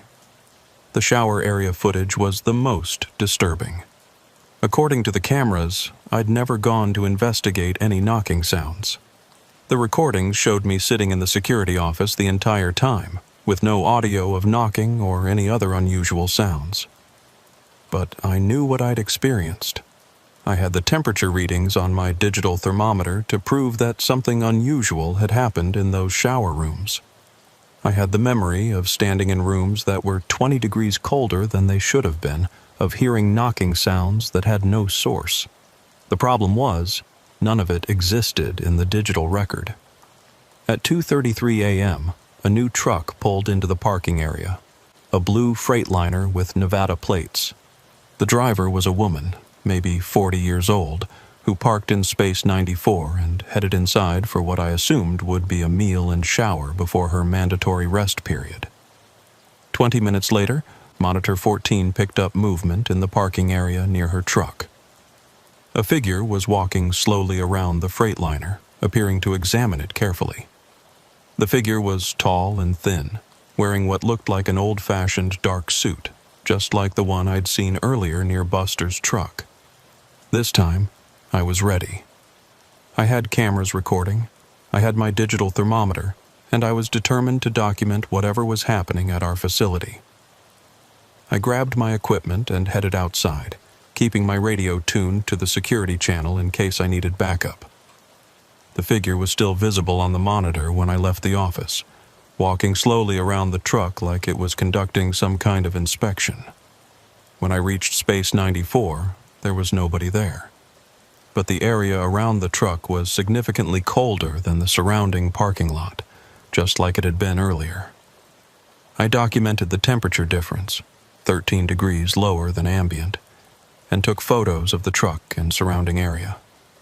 I was taking measurements when I heard footsteps on the gravel behind me. I turned around and saw the female driver walking toward me from the direction of the main building. "Is there a problem with my truck?" she asked, looking concerned. "Just conducting a routine security check," I told her. "Did you see anyone around your vehicle in the past few minutes?" She shook her head. I've been inside getting dinner. Why? I explained that our cameras had picked up someone in the area and I was investigating. She walked around her truck with me, checking that everything was secure, but we found no evidence that anyone had tampered with anything. That's weird, she said, looking at my thermometer. Why is it so cold right here? It feels like someone left a freezer door open. So I wasn't imagining the temperature anomalies. Other people could feel them too. After the driver went back inside, I returned to the security office and reviewed the footage from monitor 14. According to the recording, there had never been any figure walking around the truck. The timestamp showed me leaving the office, walking to space 94, taking temperature readings, and talking to the driver. But there was no record of the figure I'd seen on the monitor just minutes earlier. The computer logs showed that monitor 14 had been recording continuously, with no interruptions, no malfunctions, no technical problems. Yet somehow, what I'd seen on the screen in real time didn't exist in the recorded footage. At 3:15 a.m., things escalated significantly. I was reviewing camera feeds when I noticed unusual activity on multiple monitors simultaneously. Figures were walking through various areas of the facility: the parking lot, the fuel islands, the area around the motel. Not just one or two people, but dozens of them, all moving with purpose but in directions that didn't make sense. Some appeared to be walking through solid objects: trucks, buildings, fuel pumps. Others were moving in straight lines that took them into areas where there were no paths or walkways. All of them were wearing clothing that looked like it came from different time periods, ranging from what might have been 1950s work clothes to more formal attire that could have been from the early 1900s. I called up the recorded footage on a second monitor to document what I was seeing, but the recordings showed empty parking lots and normal facility operations. Whatever was happening was visible in real time, but wasn't being captured by the digital recording system. I grabbed my radio to call for backup from the county sheriff's office, but every channel was broadcasting the same interference I'd encountered earlier. Instead of static, though, I was hearing voices. Dozens of different voices, all talking at once, creating a cacophony of conversation that made it impossible to understand individual words. The voices sounded like they were coming from different decades. Some had the clear, formal speech patterns of radio announcers from the 1940s. Others used slang and expressions that seemed to come from various periods throughout the latter half of the 20th century. A few sounded more contemporary, but even those seemed somehow disconnected from the present moment. I tried my cell phone, but it was showing no signal despite being in an area where coverage was normally excellent. At 3:47 a.m., the situation became completely surreal. All of the monitors in the security office were now showing the facility as it existed in real time, but populated with people who shouldn't have been there. I could see them walking through the parking lot, standing in groups near the fuel islands, entering and exiting the shower facilities. Some were driving vehicles that looked like they came from different eras. Trucks from the 1960s and 70s, cars that appeared to be from even earlier periods. But when I looked out the office window at the actual facility, everything appeared normal. Empty parking spaces where the monitors showed vintage trucks, quiet fuel islands where the screens displayed clusters of people in period clothing. I was witnessing two different versions of reality simultaneously. One visible through the security cameras, one visible through direct observation. And they didn't match. The most disturbing part was that the people on the monitors seemed to be aware of the camera system. Some of them would look directly into the cameras, as if they knew they were being watched. A few even appeared to be trying to communicate, holding up signs or gesturing toward the cameras in ways that suggested they had messages they wanted to convey. One figure in particular caught my attention. An older man wearing a 1950s-style work uniform was standing directly in front of camera 8, holding what appeared to be a handwritten sign. I zoomed in on the image and could make out the words, "Help us find the road home." I tried to respond by speaking into the camera microphone, asking if he could hear me, but there was no indication that any sound was getting through to whatever realm or dimension these people existed in. At 4:23 a.m., I made a decision that I immediately regretted. I left the security office and walked out into the parking area, hoping to make direct contact with whoever or whatever was creating these manifestations. I could see them clearly on the monitors. Dozens of people in period clothing, vintage vehicles, signs of activity throughout the facility. But when I stepped outside, I was alone in a normal, quiet truck stop parking lot. I walked to the exact spot where I'd seen the man with the sign on camera 8. According to the monitor, he was still standing there, still holding his message about finding the road home. But I was standing in an empty space, feeling only the normal night air and seeing only the standard sodium light illumination. Then I heard my name being called. "Merle," said a voice that seemed to come from everywhere and nowhere at once. "You can see us now." I looked around but saw nobody. The voice seemed familiar, but I couldn't place it. "Who's there?" I called out. "Workers, travelers, people who got lost between one place and another."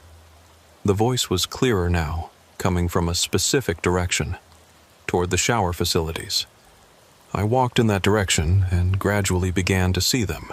Not clearly at first, just shapes and shadows that seemed more solid than they should have been. But as I got closer, the figures became more distinct. There were dozens of people in the area around the shower building. Men and women wearing clothing from various decades, all looking tired and confused, like they'd been traveling for a very long time without reaching their destination. "What do you want?" I asked. "To finish our journeys," said the voice. It was coming from the man I'd seen on the monitor, the one with the sign. Up close, I could see that his work uniform had a name patch that read Frank and a logo for a trucking company I didn't recognize. "Where are you trying to go?" "Home," he said, "but the roads keep changing. We stop here to rest, to figure out which direction to take, but when we try to leave, we end up back where we started." "How long have you been here?" Frank looked confused by the question. "Time moves differently when you're lost. Could be days, could be years. We don't really know anymore." I looked around at the other figures. They all had that same tired, confused expression, like people who'd been driving for hours and couldn't remember where they were supposed to be going. "This is Desert Wind Travel Plaza," I told them. "Interstate 40, mile marker 247, Arizona."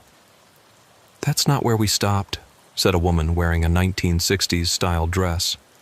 "We stopped at Murphy's truck stop in Oklahoma. That was..." She paused, trying to remember. "That was last Tuesday, I think."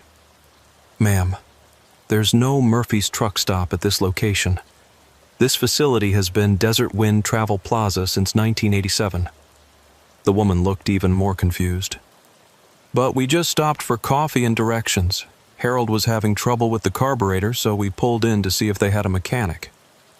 I realized I was talking to people who had no idea how much time had passed since they'd originally stopped at whatever facility had existed at this location before Desert Wind was built. They were stuck in some kind of temporal loop, repeating the same stop over and over again, without understanding that they were no longer in their own time period. "Listen," I said, "I work security here. Maybe I can help you figure out how to get where you're going." Frank smiled sadly. "You're a good man, Merle, but we've tried getting help before. Every few years, someone new starts working here, and they can see us for a while. They try to help, but eventually they either figure out how to stop seeing us or what? Or they join us, start their own journey that doesn't end where it's supposed to." At 5:18 a.m., I was back in the security office, reviewing everything that had happened and trying to figure out how to document it in a way that wouldn't get me fired or committed to a psychiatric facility. The monitors were back to showing normal facility operations. No figures in period clothing, no vintage vehicles, no signs or messages about finding roads home. Everything looked exactly as it should at 5 a.m. at a truck stop. Quiet, mostly empty, with just a few trucks parked for the night and the normal lighting systems operating properly. But I knew what I'd seen and heard. I had temperature readings that showed unexplained cold spots. I had radio recordings of voices from different time periods. I had my own memories of conversations with people who claimed to be lost travelers from decades past. The problem was, none of it would make sense to anyone who hadn't experienced it themselves. I spent the rest of my shift writing up incident reports and backing up all the recorded footage, even though the recordings didn't show the anomalies I'd witnessed in real time. I documented everything: the temperature variations, the radio interference, the camera malfunctions that weren't recorded as malfunctions. At 6 a.m., my replacement arrived for the day shift. Vernon Moss had been working security at truck stops for 15 years, and I thought maybe he'd believe what I was telling him about the overnight incidents. "You look like you've seen a ghost," Vernon said when he walked into the office. "Something like that," I told him. I explained about the camera malfunctions, the temperature anomalies, the figures I'd seen on the monitors but not in person. Vernon listened patiently, then said, "Merle, you've been working too many nights. This job will mess with your head if you let it. I've seen guys start imagining all kinds of things after a few months of overnight shifts. This wasn't imagination. I've got documentation. Show me." I pulled up the recorded footage from the previous night, but everything looked completely normal. No figures, no anomalies, no evidence of anything unusual happening. The temperature readings on my thermometer had somehow reset to normal ranges. Even the radio recordings of the voices had been replaced by standard static. "Merle," Vernon said gently, "maybe you should take a few days off. Get some sleep during normal hours. Spend some time away from this place." But I knew I wasn't losing my mind. Something was happening at Desert Wind Travel Plaza that existed outside the normal boundaries of reality, and I was apparently one of the few people who could perceive it. Over the next few weeks, I started researching the history of mile marker 247 on Interstate 40. What I found explained everything and made me realize that my experience was part of a pattern that had been going on for decades. The Desert Wind Travel Plaza was built in 1987 on the site of Murphy's truck stop, which had operated from 1962 to 1985. Before Murphy's, there had been a series of different businesses at the same location: gas stations, cafes, and motor courts that served travelers on what was then U.S. Route 66. The location had a history of unexplained incidents going back to the 1940s. Travelers would stop for fuel or food and simply disappear, leaving their vehicles behind with no indication of where they'd gone. Staff members at various businesses reported seeing customers who seemed to be from different time periods, or who would vanish from one moment to the next. Most significantly, I found newspaper articles from the 1970s describing a phenomenon that locals had started calling the lost travelers. People driving Route 66 would report stopping at Murphy's truck stop for directions or assistance, only to be told by other travelers that Murphy's had been closed for years. When these confused travelers would drive to the next town and ask about Murphy's, they'd be told that it was definitely still operating and that they must have made a mistake. But when they tried to return to the location, they couldn't find it. It was like the business existed for some people, but not for others, or existed in some time periods but not in others.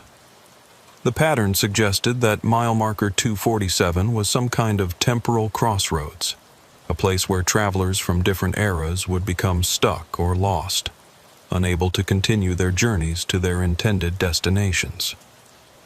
I started paying closer attention during my shifts and discovered that the phenomena followed predictable patterns. The manifestations were strongest during the overnight hours, particularly between 1 a.m. and 4 a.m. They were more frequent during certain weather conditions. Clear, still nights with low humidity seemed to increase the activity. Most importantly, I learned that not everyone could see them. Some of my co-workers had never noticed anything unusual, even after working at the facility for years. Others had brief periods where they could perceive the lost travelers, but the ability would fade after a few weeks or months. I seemed to be one of the few people who could consistently see and interact with them. Over the following months, I had dozens of conversations with the lost travelers. I learned their stories, tried to help them understand what had happened to them, and attempted to find ways to assist them in completing their interrupted journeys. Frank, the man with the sign, had been driving a load from Detroit to Phoenix in 1967 when he stopped at Murphy's truck stop for fuel and directions. He'd been trying to find his way back to the interstate ever since, but every road he took led him back to the same location. The woman in the 1960s dress was named Betty, and she'd been traveling with her husband Harold from Oklahoma to California in 1963. They'd stopped at a gas station for car trouble and had been trying to continue their trip for what seemed like days but might have been decades. There were dozens of others, truckers from the 1970s and 80s, families on road trips from various decades, even a few individuals who seemed to be from the 1940s and 50s. All of them had stopped at businesses that had existed at mile marker 247 at different points in time, and all of them had become trapped in some kind of temporal loop that prevented them from reaching their destinations. The most disturbing aspect was that they were slowly losing their connection to their original time periods. The longer they remained stuck, the more their memories faded and the less they understood about where they'd come from or where they were trying to go. Some of the travelers I encountered had been there so long that they could barely remember their own names. They existed in a state of perpetual confusion, knowing they were supposed to be somewhere else but unable to recall where or why. I tried everything I could think of to help them. I researched their original routes and tried to give them updated directions to their destinations. I attempted to contact their families to let them know what had happened, though finding people from decades ago proved nearly impossible. I even tried to physically guide some of them away from the facility, walking with them toward the interstate on-ramps. But every time we'd reach what should have been the road leading away from Desert Wind, we'd somehow end up back in the parking lot, with the travelers more confused than before. It was like the location existed in a pocket outside of normal space-time, and once you became trapped there, the normal rules of geography and navigation no longer applied. The breaking point came 6 months into my employment at Desert Wind. I was working the night shift on April 15th, 2024, when I noticed something different about the lost travelers. Instead of their usual confused wandering, they were all moving in the same direction, toward the back of the facility where our maintenance buildings were located. I followed them and found them gathered around a section of the parking lot that I had never paid much attention to before. It was an area where the asphalt looked newer than the surrounding pavement, like it had been recently repaired or repaved. Frank was there, along with Betty and Harold and dozens of others. They were all staring at the ground with expressions I'd never seen on their faces before. Not confusion, but recognition. "This is where it happened," Frank said when he saw me approaching. "Where what happened?" "Where we first got lost. All of us. This is where the road changed." I looked at the section of pavement they were focused on. It looked completely normal to me. Just standard asphalt parking lot surface. "I don't understand." Betty stepped forward. "We remember now. We all stopped here on the same night, but at different times. Different years, different decades, but the same moment. That doesn't make sense." "Time isn't what you think it is," Harold said. "Sometimes all the moments happen at once, and travelers from different whens end up in the same where." As they spoke, I began to see something in the pavement. Not clearly at first, just a suggestion of depth, like looking into dark water. But gradually I could make out what appeared to be another layer beneath the asphalt.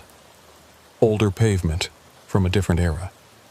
And beneath that, another layer, and another. I was looking at decades of road surface, all existing simultaneously in the same space. The original Route 66 pavement from the 1940s, layers of repairs and improvements from subsequent decades, and the current Interstate 40 surface all occupying the same physical location but in different temporal dimensions. Every time they rebuilt the road, Frank explained, some travelers got caught between the old path and the new one. We're the ones who couldn't find our way from where we were to where the road went. But why can I see you when others can't? Because you're starting to get lost, too, Betty said sadly. You've been here too long, seen too much. The boundaries are getting thin for you. I realized she was right. Over the past few months, I'd been having increasing difficulty remembering details about my life before working at Desert Wind. My apartment in Flagstaff felt less real than the conversations I had with the lost travelers. My relationships with friends and family were becoming distant and vague. I was losing my connection to my own time period and starting to drift into the same temporal limbo that had trapped the others. That night, I made a decision. I couldn't help the lost travelers find their way home, but I could avoid joining them. I submitted my resignation the next morning and left Arizona immediately. I didn't even go back to my apartment to pack. I just got in my car and drove east until I reached a place that felt solidly connected to the present moment. But leaving Desert Wind didn't end my connection to the lost travelers. Even now, 2 years later, I still see them occasionally. Not as clearly as I did during my time at the facility, but they're there in my peripheral vision, in reflections in windows, in the spaces between seconds when I'm not paying attention. They're still trying to find their way home, and they're still hoping that someone will be able to help them complete their interrupted journeys. I'm telling this story now because I want people to understand what's happening at certain locations along America's highway system. Places where the roads have been rebuilt multiple times, where the old routes and the new ones intersect in ways that create temporal anomalies. If you're ever driving through eastern Arizona on Interstate 40, and you stop at Desert Wind Travel Plaza at mile marker 247, pay attention to what you see and hear during the overnight hours. If you notice people in outdated clothing or vehicles that look like they're from different eras or temperature fluctuations that can't be explained by weather conditions, you're witnessing the lost travelers. Don't try to help them. Don't engage with them directly. And whatever you do, don't work there long enough to start seeing them clearly. Because once you become fully aware of their existence, once you start trying to help them find their way home, you risk getting lost yourself. The roads between then and now are treacherous, and not everyone who travels them reaches their intended destination. Some journeys, once begun, have no end. Some travelers, once lost, remain lost forever. And some places exist in multiple time periods simultaneously, collecting wanderers from across the decades who stopped for just a moment and found they couldn't leave. Desert Wind Travel Plaza is one of those places. The lost travelers are still there, still looking for the road home, still hoping that someone will understand their situation well enough to guide them back to their own time. But I've learned that some kinds of help come with a price, and some problems can't be solved without becoming part of them. The security cameras still record everything that happens at Desert Wind, but they only capture one layer of reality.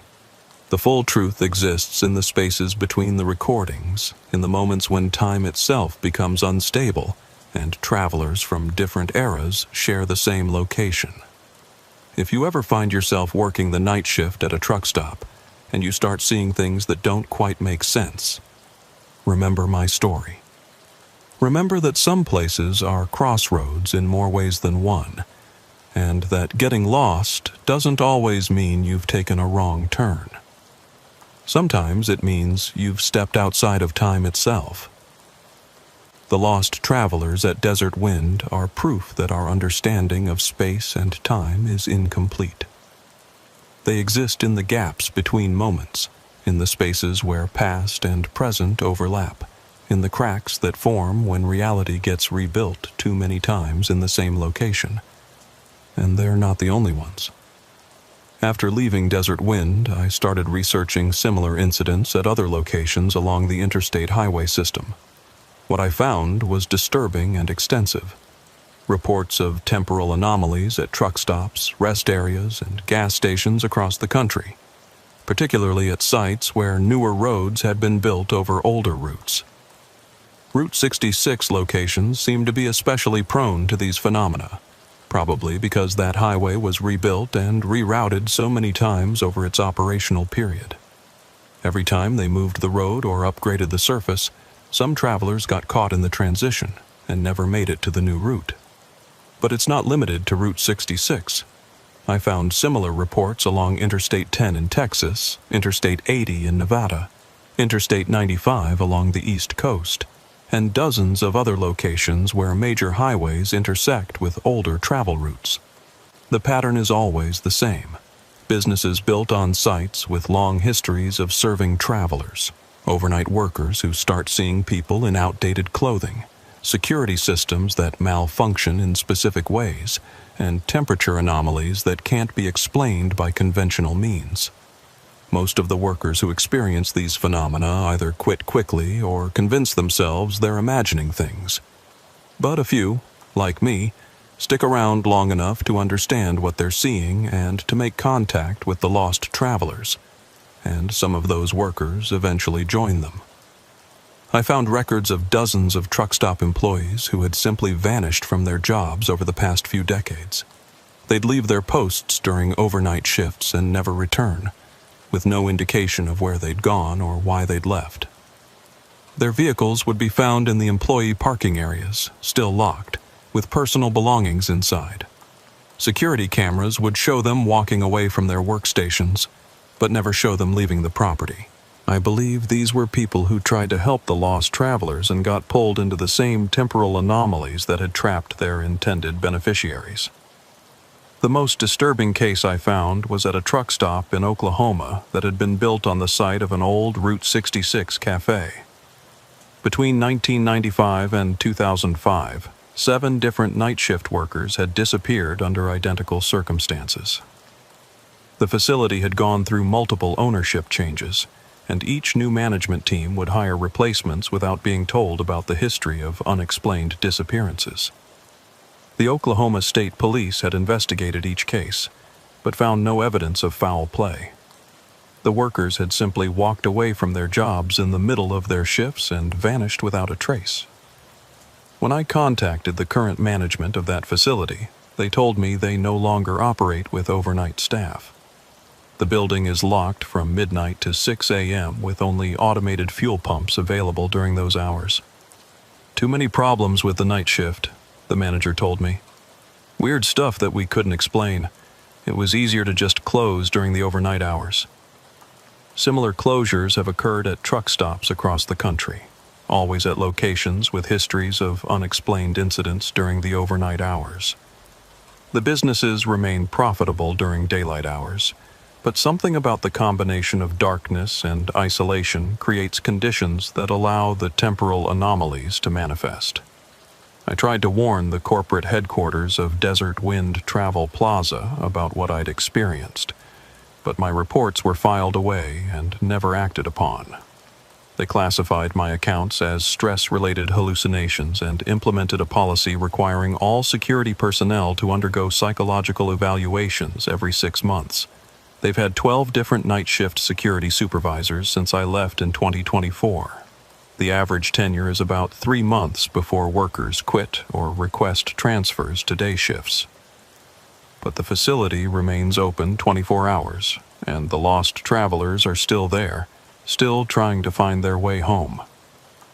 I know because I go back sometimes, not to work and not to try to help the stranded travelers, but to maintain my connection to that liminal space where time operates according to different rules.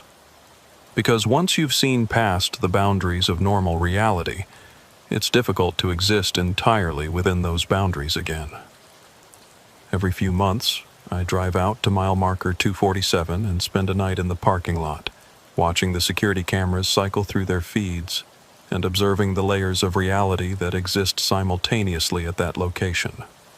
The lost travelers recognize me when I return.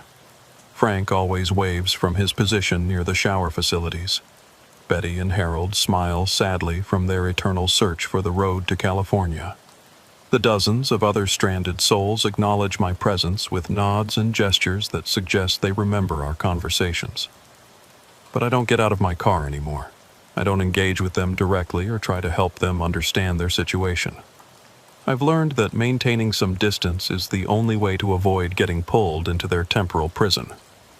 During my most recent visit, in September 2024, I noticed something new.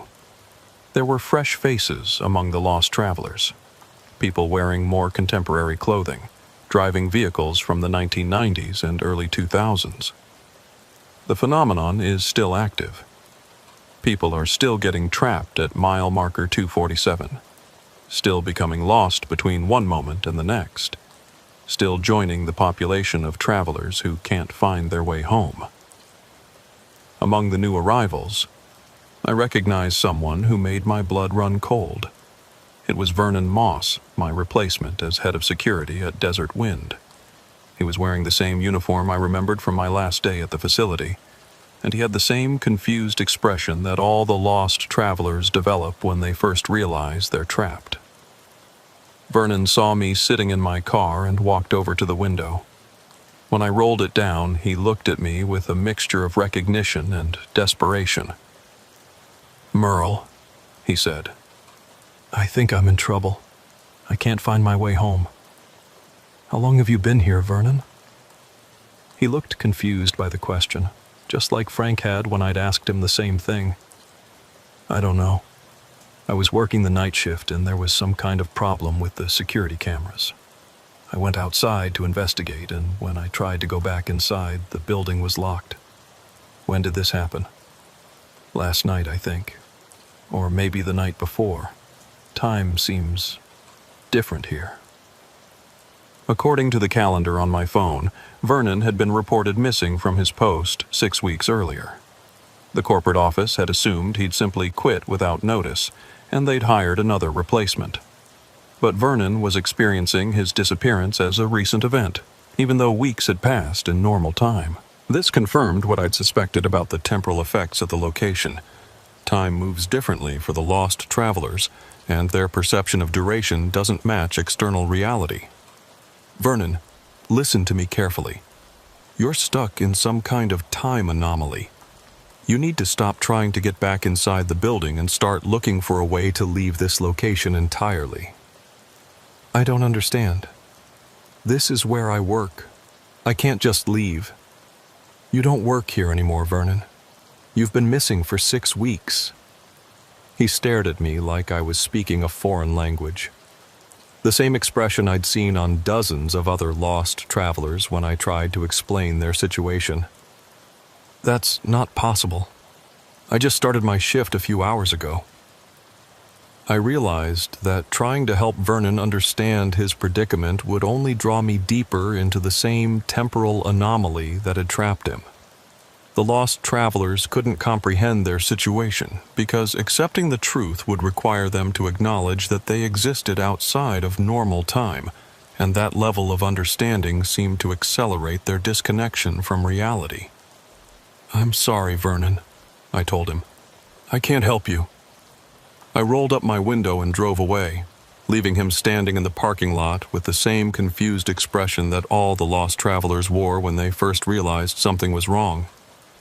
But I could see him in my rearview mirror for much longer than should have been possible, standing under the sodium lights of Desert Wind Travel Plaza, becoming part of the permanent population of stranded souls who would spend eternity trying to complete journeys that had no end. That was my last visit to mile marker 247.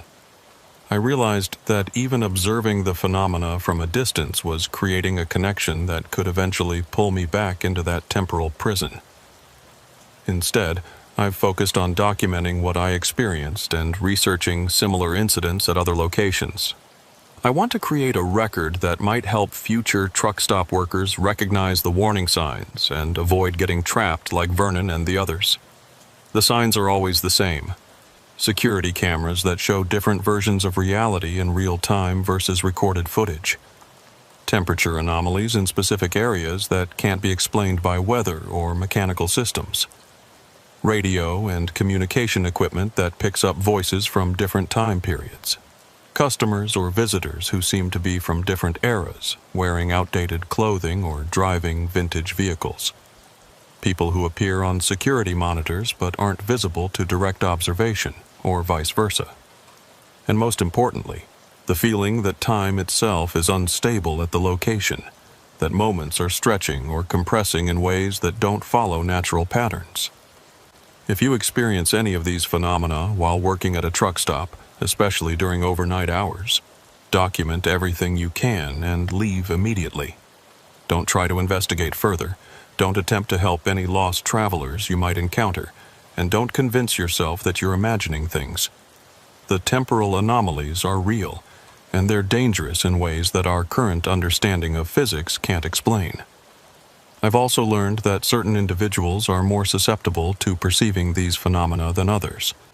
People with backgrounds in law enforcement or security work seem to be particularly vulnerable, possibly because our training makes us more observant of details that don't fit normal patterns. Night shift workers are at higher risk than day shift employees, probably because the anomalies are stronger during the overnight hours when normal activity levels are lower. And people who work alone are more likely to experience the phenomena than those who work in groups, suggesting that isolation is a factor in creating the conditions necessary for temporal perception. If you fit any of these categories and you're considering employment at a truck stop or similar facility, research the history of the location first. Look for patterns of high employee turnover during night shifts, reports of unexplained incidents, or local legends about strange occurrences. Most importantly, trust your instincts. If something feels wrong about a location, if you start seeing things that don't make sense, if you feel like you're losing your connection to normal time and space, leave immediately. No job is worth becoming trapped in a temporal anomaly that could last for decades or centuries. The lost travelers at Desert Wind and similar locations are proof that some kinds of wrong turns can't be corrected, some kinds of getting lost have no solution, and some journeys, once begun, continue forever whether the traveler wants them to or not. I was lucky. I recognized the danger in time to escape before becoming permanently trapped. But dozens of others haven't been so fortunate, and their numbers continue to grow as more people encounter these temporal crossroads without understanding what they're experiencing. The American highway system is built on top of centuries of older travel routes, and some of those ancient paths still exert influence on modern travelers. When you're driving the interstates late at night, especially through areas where multiple highways intersect or where newer roads have been built over much older routes, remember that you're traveling through layers of history that don't always remain properly separated.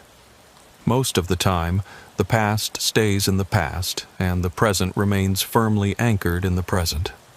But sometimes, usually in the dark hours when the world feels most isolated and mysterious, those boundaries break down. When that happens, travelers from different eras can find themselves sharing the same space, and some of them never find their way back to their own time. If you ever stop at a truck stop or rest area and notice people who seem to be from different decades, or if you see vehicles that look like they belong in a museum, or if you hear voices speaking in accents and using expressions from bygone eras, pay attention to what your instincts tell you. You might be witnessing the lost travelers, still trying to complete journeys that began decades ago and never ended where they were supposed to. And if you are witnessing them, be very careful about how you respond, because some kinds of help lead to becoming part of the problem, and some attempts to provide assistance result in joining the people you're trying to aid. The road between here and there is more complex than our maps suggest, and not every journey has a destination that exists in normal space and time. Some travelers have been driving toward home for 50 years or more, making the same stops, asking for the same directions, trying to navigate routes that no longer exist in the reality they started from. They're still out there, at truck stops and rest areas across the country, hoping that someone will understand their situation well enough to help them find their way. But the help they need might not be something that anyone in our time period can provide, because some roads, once lost, can never be found again. And some travelers, once they step outside of normal time, discover that the path back home leads through territories that don't appear on any map and can't be reached by following conventional directions. The security footage from Desert Wind Travel Plaza contains layers of information that our current technology can't properly decode. The cameras record multiple versions of reality simultaneously, but our viewing equipment can only display one layer at a time. If someone ever develops the technology to properly analyze those recordings, they'll find documentation of decades of lost travelers, all sharing the same space but existing in different temporal dimensions. They'll see families from the 1960s still trying to reach California, truckers from the 1970s still hauling loads that will never be delivered, and individuals from various eras all united by their inability to complete journeys that should have ended long ago. And they'll see me, walking among them during those months when I could perceive their reality, trying to help them understand their situation and find their way home. What they won't see is any record of success, because despite all my efforts, despite all the conversations and attempts at assistance, I never managed to help a single lost traveler escape from their temporal prison. The best I could do was avoid joining them myself.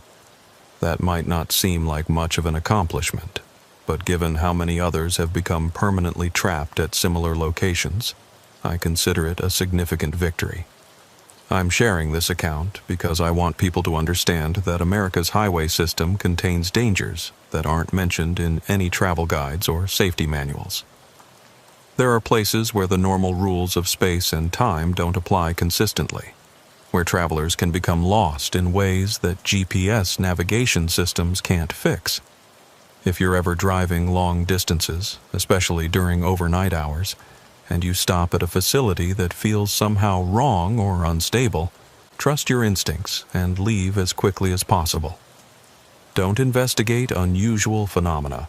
Don't try to help confused travelers who seem to be from different time periods. And don't assume that strange experiences are just products of fatigue or imagination.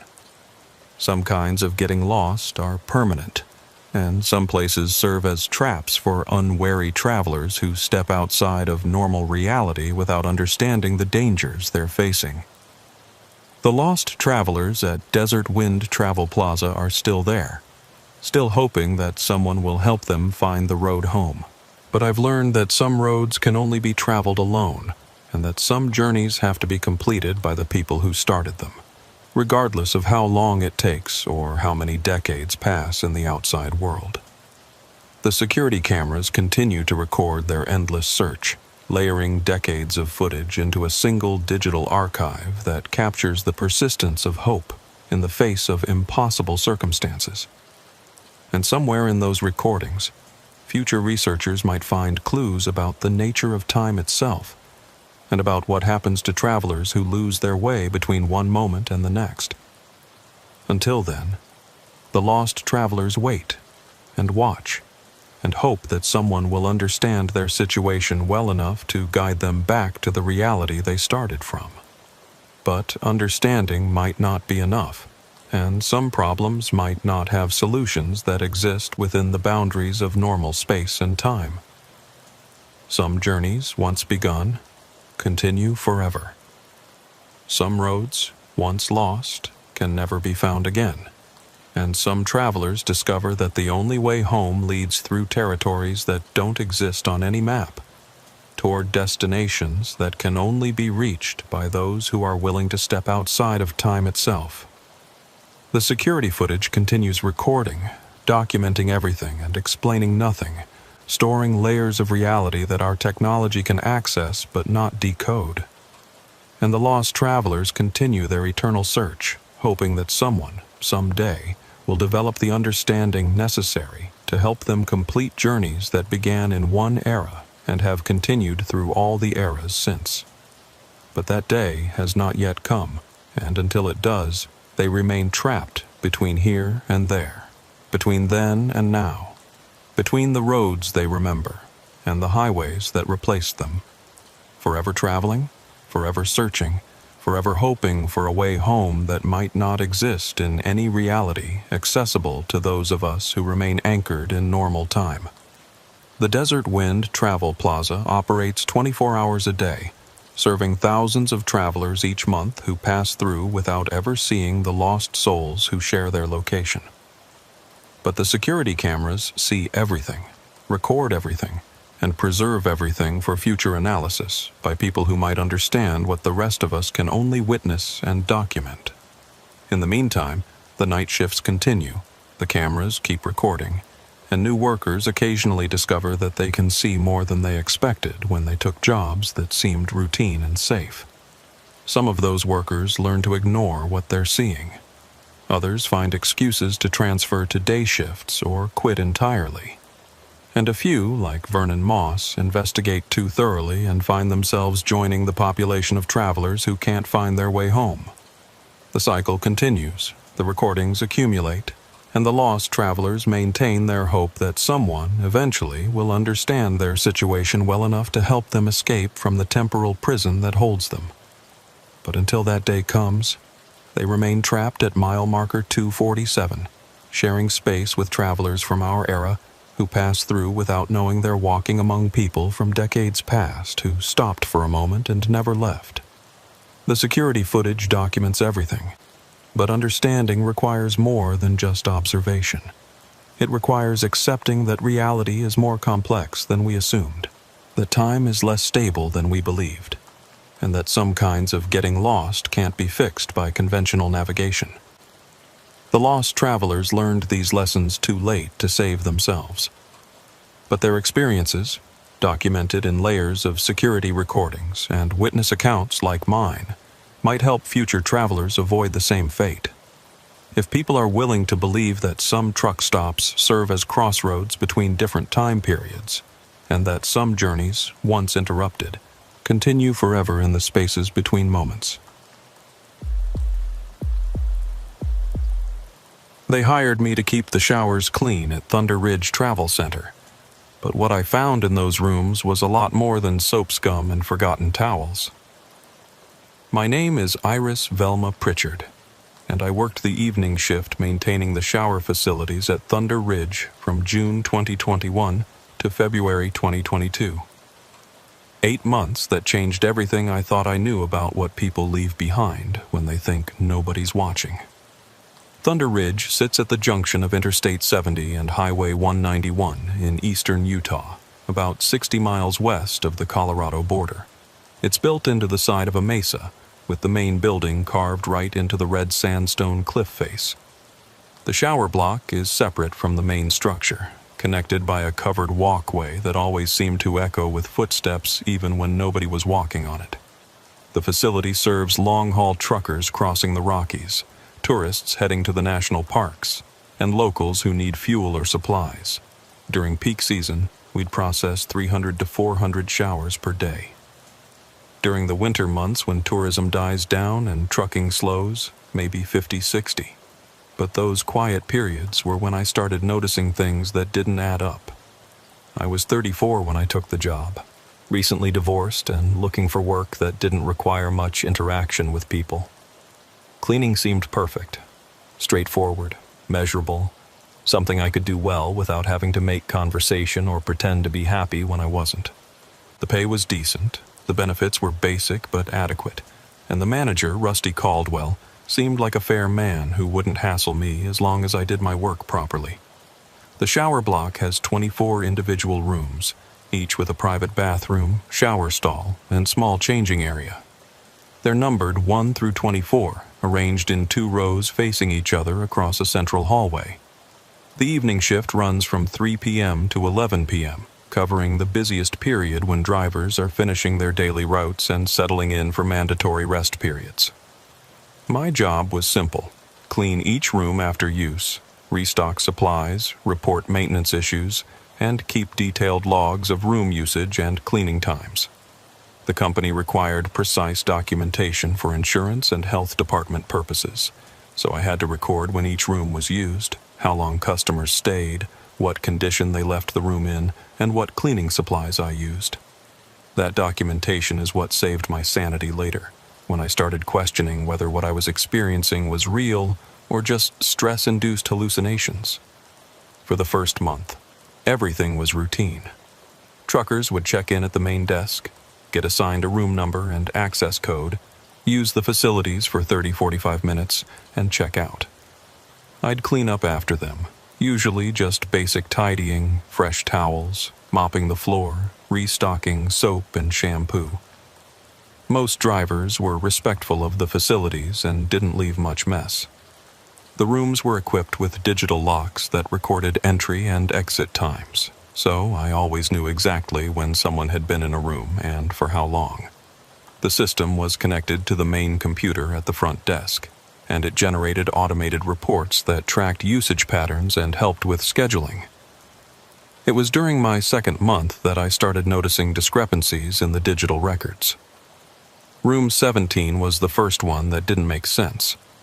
According to the computer logs, a customer had checked in at 4:23 p.m. on a Tuesday in July and stayed for 47 minutes. Standard usage time. But when I went to clean the room at 5:15 p.m., after the customer had supposedly checked out, the room looked like nobody had used it at all. The towels were still folded exactly as I'd left them. The soap dispensers hadn't been touched. The shower stall was completely dry, and there was no condensation on the mirror or walls that would indicate someone had used hot water. Even the floor was dry, with no footprints or water spots. I checked the computer logs again. The system clearly showed that someone with a valid access code had entered the room at 4:23 p.m. and exited at 5:10 p.m. But there was no physical evidence that anyone had been there. I mentioned it to Rusty during my next shift. He said sometimes customers change their minds and don't actually use the facilities, or they might use the room just to rest without showering. As long as they pay for the time, we don't care what they do in there, he told me. That made sense, but it didn't explain why there were no signs of occupancy at all. No shoe prints, no fingerprints on surfaces, no indication that anyone had even walked into the room. Over the following weeks, I started paying closer attention to the usage logs and comparing them to the actual condition of the rooms. About once or twice a week, I'd find rooms that showed computer usage but no physical evidence of occupancy.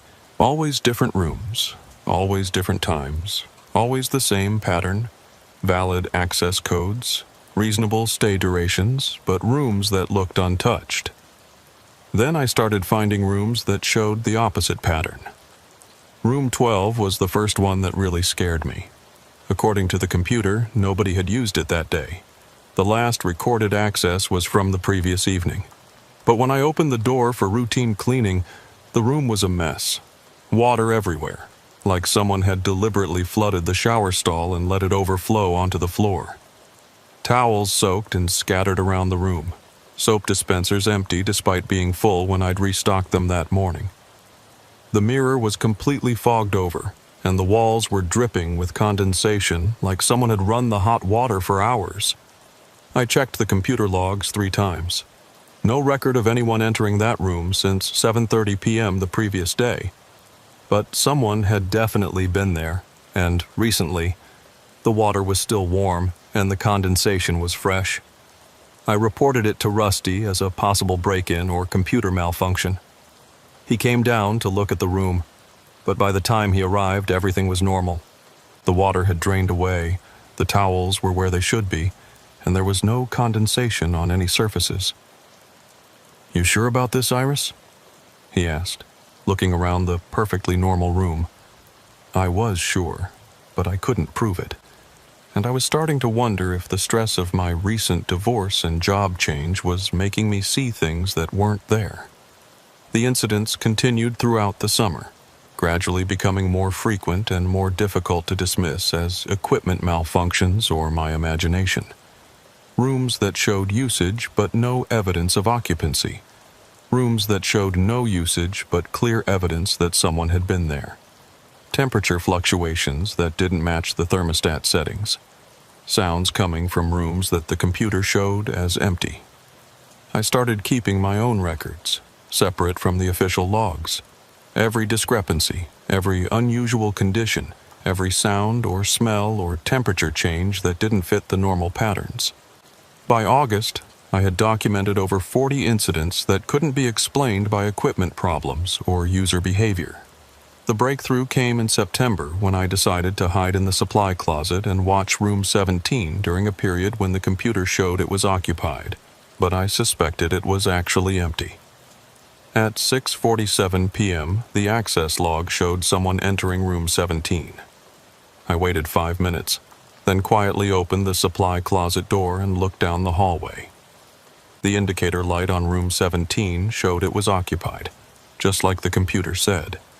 But I could see under the door. There was no light on inside the room, and there were no shadows moving around that would indicate someone was in there. I waited for the full 45 minutes that the computer showed the room was in use. During that time, I never heard any sounds from room 17. No water running, no footsteps, no movement at all. At 7:32 p.m., the access log showed the customer checking out, and the indicator light switched to vacant. I gave it another 5 minutes, then went to clean the room. It was exactly as I'd left it.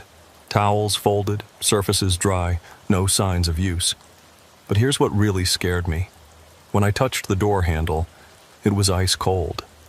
Not just cool, but cold enough that I could see my breath when I exhaled near it. The hallway temperature was normal, but the door to room 17 was so cold it felt like touching a freezer. I opened the door, and the temperature inside the room was at least 20 degrees lower than the hallway. I could see my breath clearly, and there was frost forming on the mirror and metal fixtures. I backed out of the room and closed the door.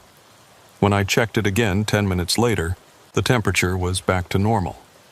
That's when I realized that the discrepancies in the usage logs weren't caused by computer malfunctions or customer behavior. Something else was using the shower rooms. Something that could trigger the digital access system but didn't leave the same kind of physical evidence that human occupants would. I started researching the history of Thunder Ridge Travel Center and the land it was built on.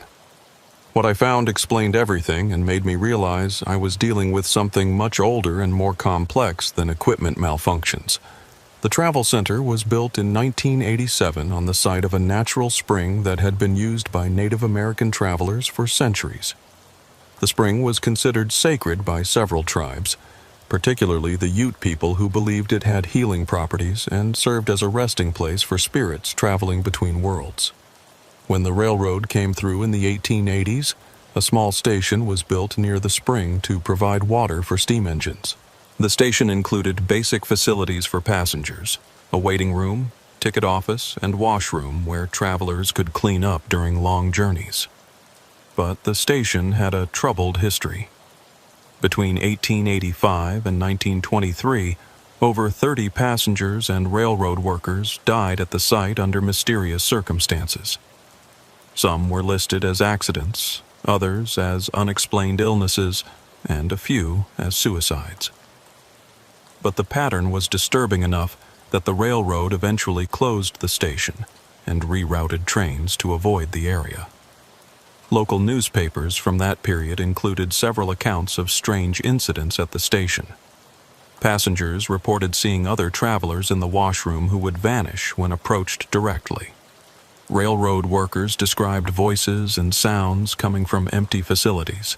Some people claimed they encountered individuals in outdated clothing who seemed confused about what year it was or where they were trying to go. The most detailed account was published in the Grand Junction Gazette in 1919. Mr. Benjamin Hawthorne of Denver reports a most unusual encounter while traveling westbound on the Denver and Rio Grande line. During a scheduled stop at Thunder Ridge Station, Mr. Hawthorne entered the passenger washroom and observed a woman in Victorian dress using the facilities. When he inquired if she required assistance, she looked at him with great confusion and asked what year it was. Upon being informed it was 1919, The woman became greatly distressed and insisted it should be 1894. Mr. Hawthorne left the washroom to summon the station master, but when they returned, the woman had vanished. No female passengers were aboard the train that day. Similar stories appeared regularly in local papers throughout the station's operational period, always involving the washroom facilities, always featuring people who seemed to be from different time periods, always ending with the mysterious individuals disappearing before their identities could be established. After the railroad closed the station in 1923, the site remained abandoned for decades. The buildings gradually deteriorated, but the spring continued to flow, and locals reported occasional strange sightings in the area. Hikers and hunters would sometimes encounter people in outdated clothing near the old station ruins, but these individuals would never respond to attempts at conversation and would vanish if approached too closely. When Thunder Ridge Travel Center was built in 1987, the construction crews reported several unusual incidents. Tools would go missing and reappear in different locations. Workers would hear voices and footsteps in areas that were supposed to be empty. The plumbing in the shower block required multiple attempts to install properly because water would flow in directions that defied gravity, and temperature controls would malfunction in ways that made no engineering sense. The most significant discovery came when crews were excavating the foundation for the shower block. They found the remains of the original railroad station washroom, with plumbing and fixtures that were still intact after 60 years of abandonment. The construction supervisor wanted to preserve the historical artifacts, but the developer insisted on removing everything to make way for the new facilities. According to several workers I interviewed, strange things started happening immediately after the old washroom was demolished. Equipment would malfunction for no apparent reason. Workers would report seeing people in period clothing in areas where no one should have been. The temperature in the construction area would fluctuate wildly, sometimes dropping by 30 degrees in a matter of minutes. The general contractor eventually hired a spiritual advisor from the local Ute community to perform a blessing ceremony before construction could continue. The ceremony seemed to help. The equipment problem stopped, and workers no longer reported unusual sightings. But the spiritual advisor, a woman named Sarah Running Bear, told the contractor that the blessing would only contain the spirits, not remove them. "They're still here," she said, "but now they understand that this is a different time and they need to coexist with the new travelers." That conversation was recorded in the construction logs, which I was able to access through the county building department. Sarah Running Bear had warned that the spirits would continue to use the facilities, but in ways that wouldn't interfere with modern operations. They would appear during quiet periods, use the spaces for their intended purpose, and then return to whatever realm they normally inhabited. Her words proved prophetic. For the first 34 years of operation, Thunder Ridge Travel Center had occasional reports of unusual incidents in the shower facilities, but nothing that seriously disrupted business. Customers would sometimes mention seeing other people in the hallway who didn't seem quite right, or hearing voices from rooms that were supposed to be empty. But these reports were infrequent and easily dismissed. What changed in 2021, according to the maintenance logs I reviewed, was the installation of a new digital access control system. The old mechanical locks were replaced with electronic systems that could track usage times and generate detailed reports for management. I believe the new technology created an interface between the modern facility and the spiritual realm where the displaced travelers existed. The electronic locks could detect their presence and record their usage of the facilities. But the spirits weren't bound by the same physical laws that living customers followed. They could enter rooms without triggering motion sensors, use facilities without consuming supplies, and leave without creating the normal evidence of occupancy. But their presence was real enough to affect temperature, air pressure, and electromagnetic fields in ways that sensitive equipment could detect. By October, I had developed a routine for dealing with the anomalous room usage. When I found rooms that showed computer access but no physical evidence of use, I would clean them normally but note the discrepancy in my personal logs. When I found rooms that showed no computer access but clear evidence of use, I would clean them thoroughly and reset the environmental controls to remove any temperature anomalies. I also started leaving small offerings in rooms that seemed to have high spiritual activity. Bottles of water, travel-sized soaps, clean towels. Not because the spirits needed these items, but because I felt they deserved the same hospitality we provided to living customers. The offerings were always gone the next day, though the computer logs never showed anyone entering those rooms. The incidents that made me finally understand what I was dealing with happened in November, during the slow season when tourist traffic drops off, and we might only process 20 to 30 showers per day. I was working the evening shift on November 15th when I heard voices coming from the shower block. Multiple people talking, but quiet enough that I couldn't make out words. This wasn't unusual. Sometimes customers would talk on their phones while showering, or drivers traveling together would carry on conversations between rooms. But when I checked the computer logs, only one room was showing as occupied. Room 8, which had been in use for about 20 minutes. All the other rooms showed as vacant and available. I walked down the hallway to investigate, and I could clearly hear the voices coming from room 15. Not just one person on a phone, but what sounded like a conversation between multiple people. I could hear both male and female voices, speaking in what sounded like formal, old-fashioned speech patterns. I knocked on the door of room 15. "Excuse me, is everything all right in there?" The voices stopped immediately. Complete silence from inside the room. I checked the computer logs again. Room 15 was showing as vacant, with no access recorded since the previous day. But I'd clearly heard multiple people talking inside. I used my master key to open the door. The room was empty, but it was filled with steam like someone had just finished a hot shower. The mirror was completely fogged over, and I could feel the humidity in the air. But all the towels were still folded and dry, and the shower stall showed no signs of recent use. What really got my attention was the smell. Not the usual shower smells of soap and shampoo, but something else. Something floral and old-fashioned, like perfume from a different era. And underneath that, the smell of coal smoke and steel, like the inside of an old train car. I documented everything. The temperature, 12 degrees above normal. The humidity level, 85% compared to the usual 45%. The sounds I'd heard, and the unusual smells. I also took photos with my phone, though they just showed an empty room with fogged mirrors. The next night, it happened again. Different room, different voices, same pattern. Conversations that stopped when I approached. Empty rooms filled with steam and period-appropriate smells. Computer logs that showed no usage. By the end of November, I was having these encounters almost every night. The spirits were becoming more active, more confident about using the facilities during my shift. Sometimes I would hear entire conversations, people discussing train schedules from the 1890s, families planning travel to destinations that no longer existed, individuals asking for directions to towns that had been abandoned decades ago.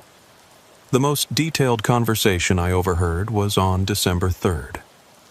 A woman was talking to what sounded like a station attendant about purchasing tickets to Denver. She was concerned about missing her connection and asked repeatedly about the departure time.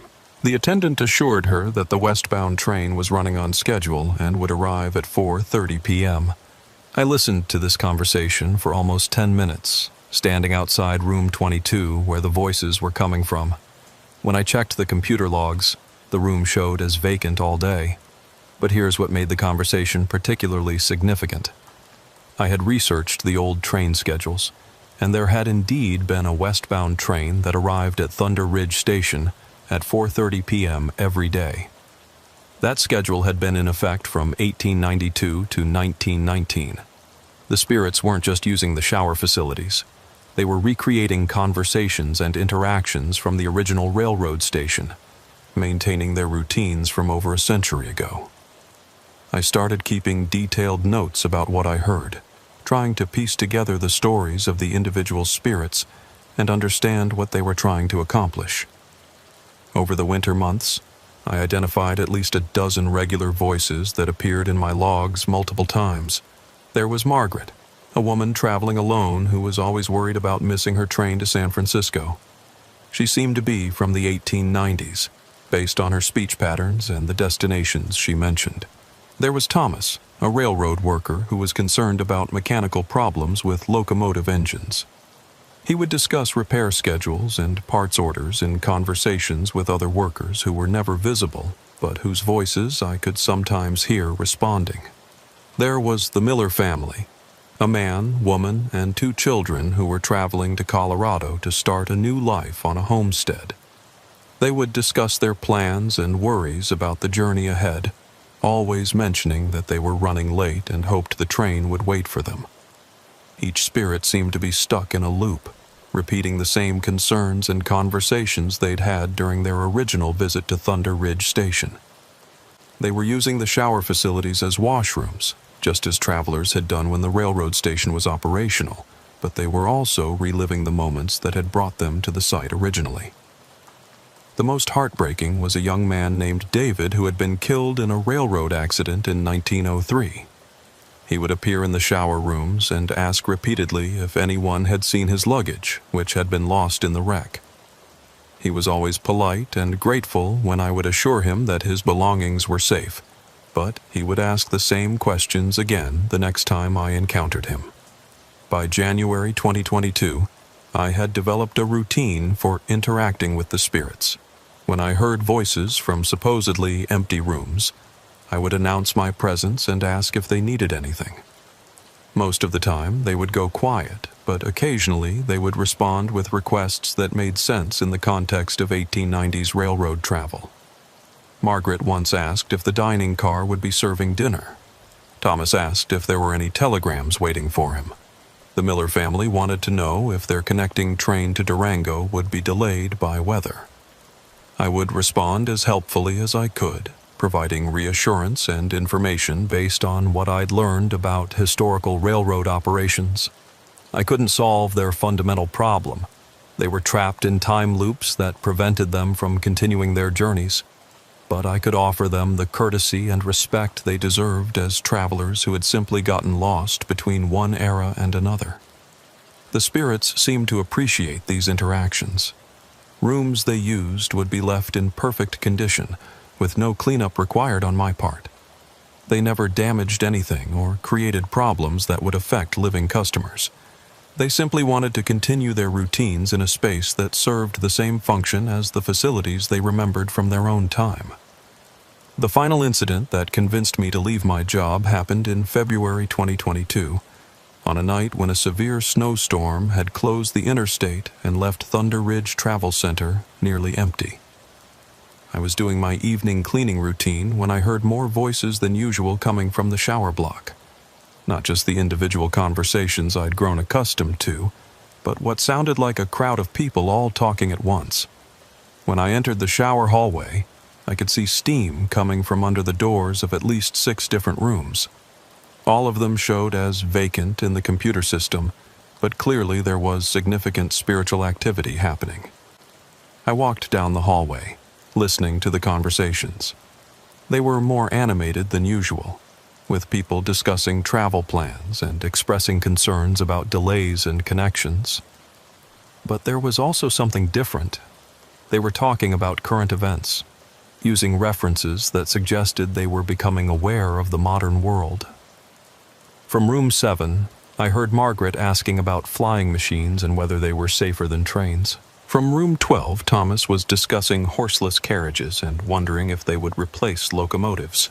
From room 18, the Miller family was asking about something called the Internet and whether it could help them find their destination.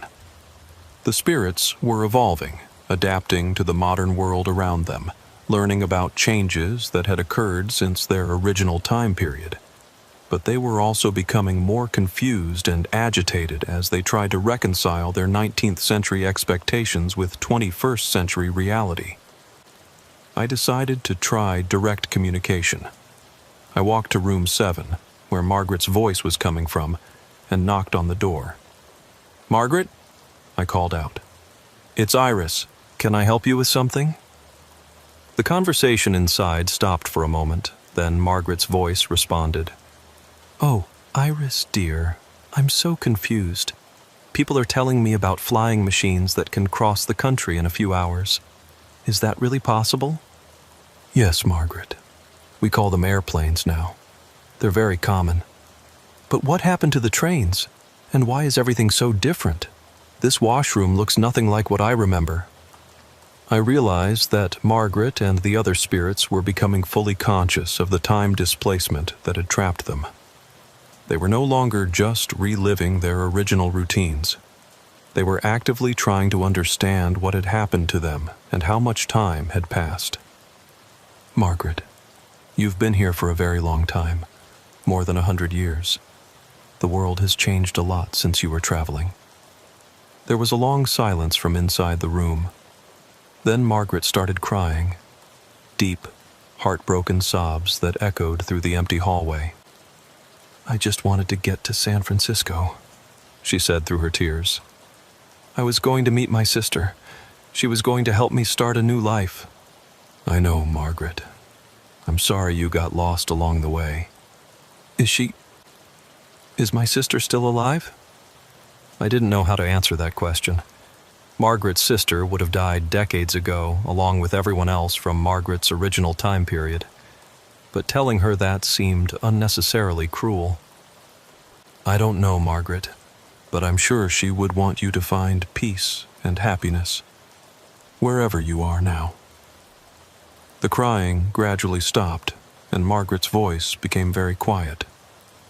"I'm so tired of waiting for trains that never come. I'm so tired of being lost."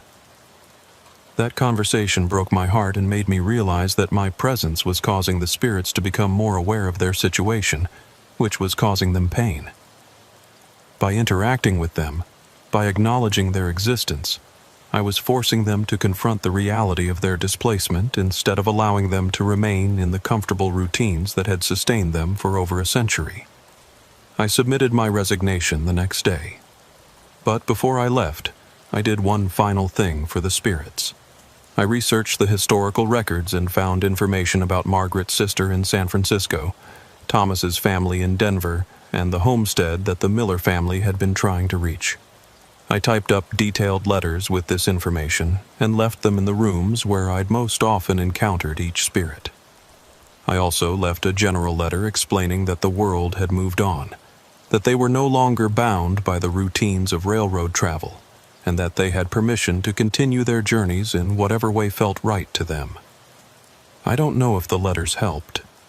I don't know if the spirits were able to find peace or if they're still using the shower facilities at Thunder Ridge Travel Center. I never went back to find out. But I hope that by acknowledging their stories and treating them with the respect they deserved as travelers who had simply taken a wrong turn between one century and another, I was able to provide some small comfort during their long wait for trains that would never arrive.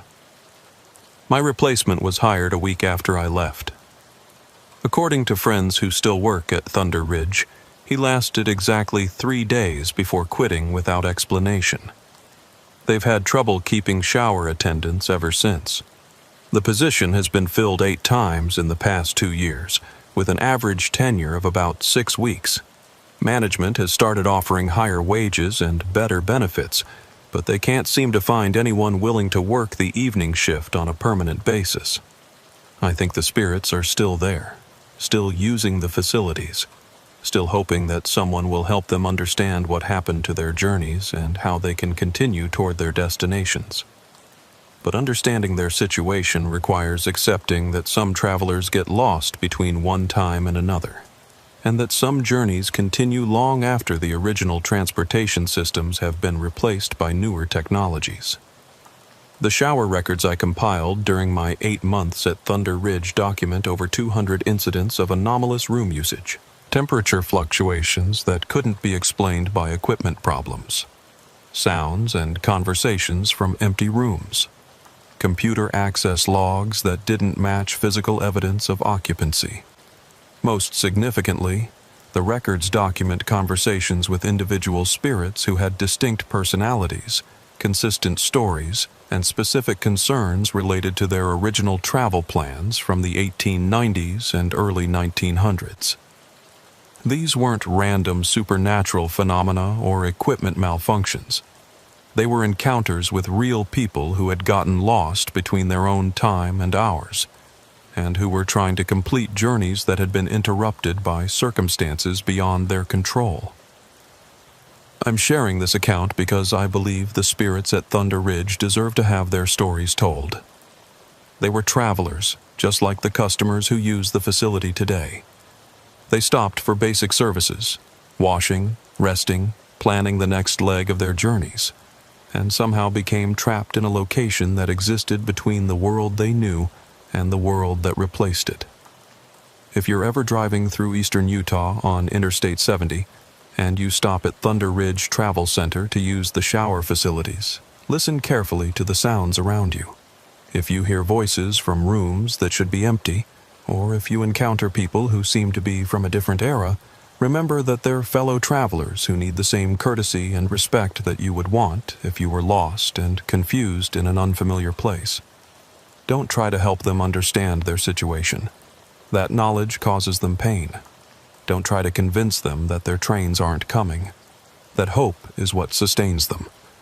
Just acknowledge their presence, treat them with kindness, and allow them to continue their routines in peace. They've been waiting for over a century for transportation to destinations that no longer exist in the modern world. But they're still travelers, still hoping to complete journeys that matter to them, still deserving of the basic hospitality that we owe to anyone who stops at our facilities seeking rest and assistance. The shower records document their stories, preserve their voices, and serve as proof that some journeys transcend the boundaries of normal time and space. And maybe, someday, someone will figure out how to help them reach the destinations they've been seeking for so long.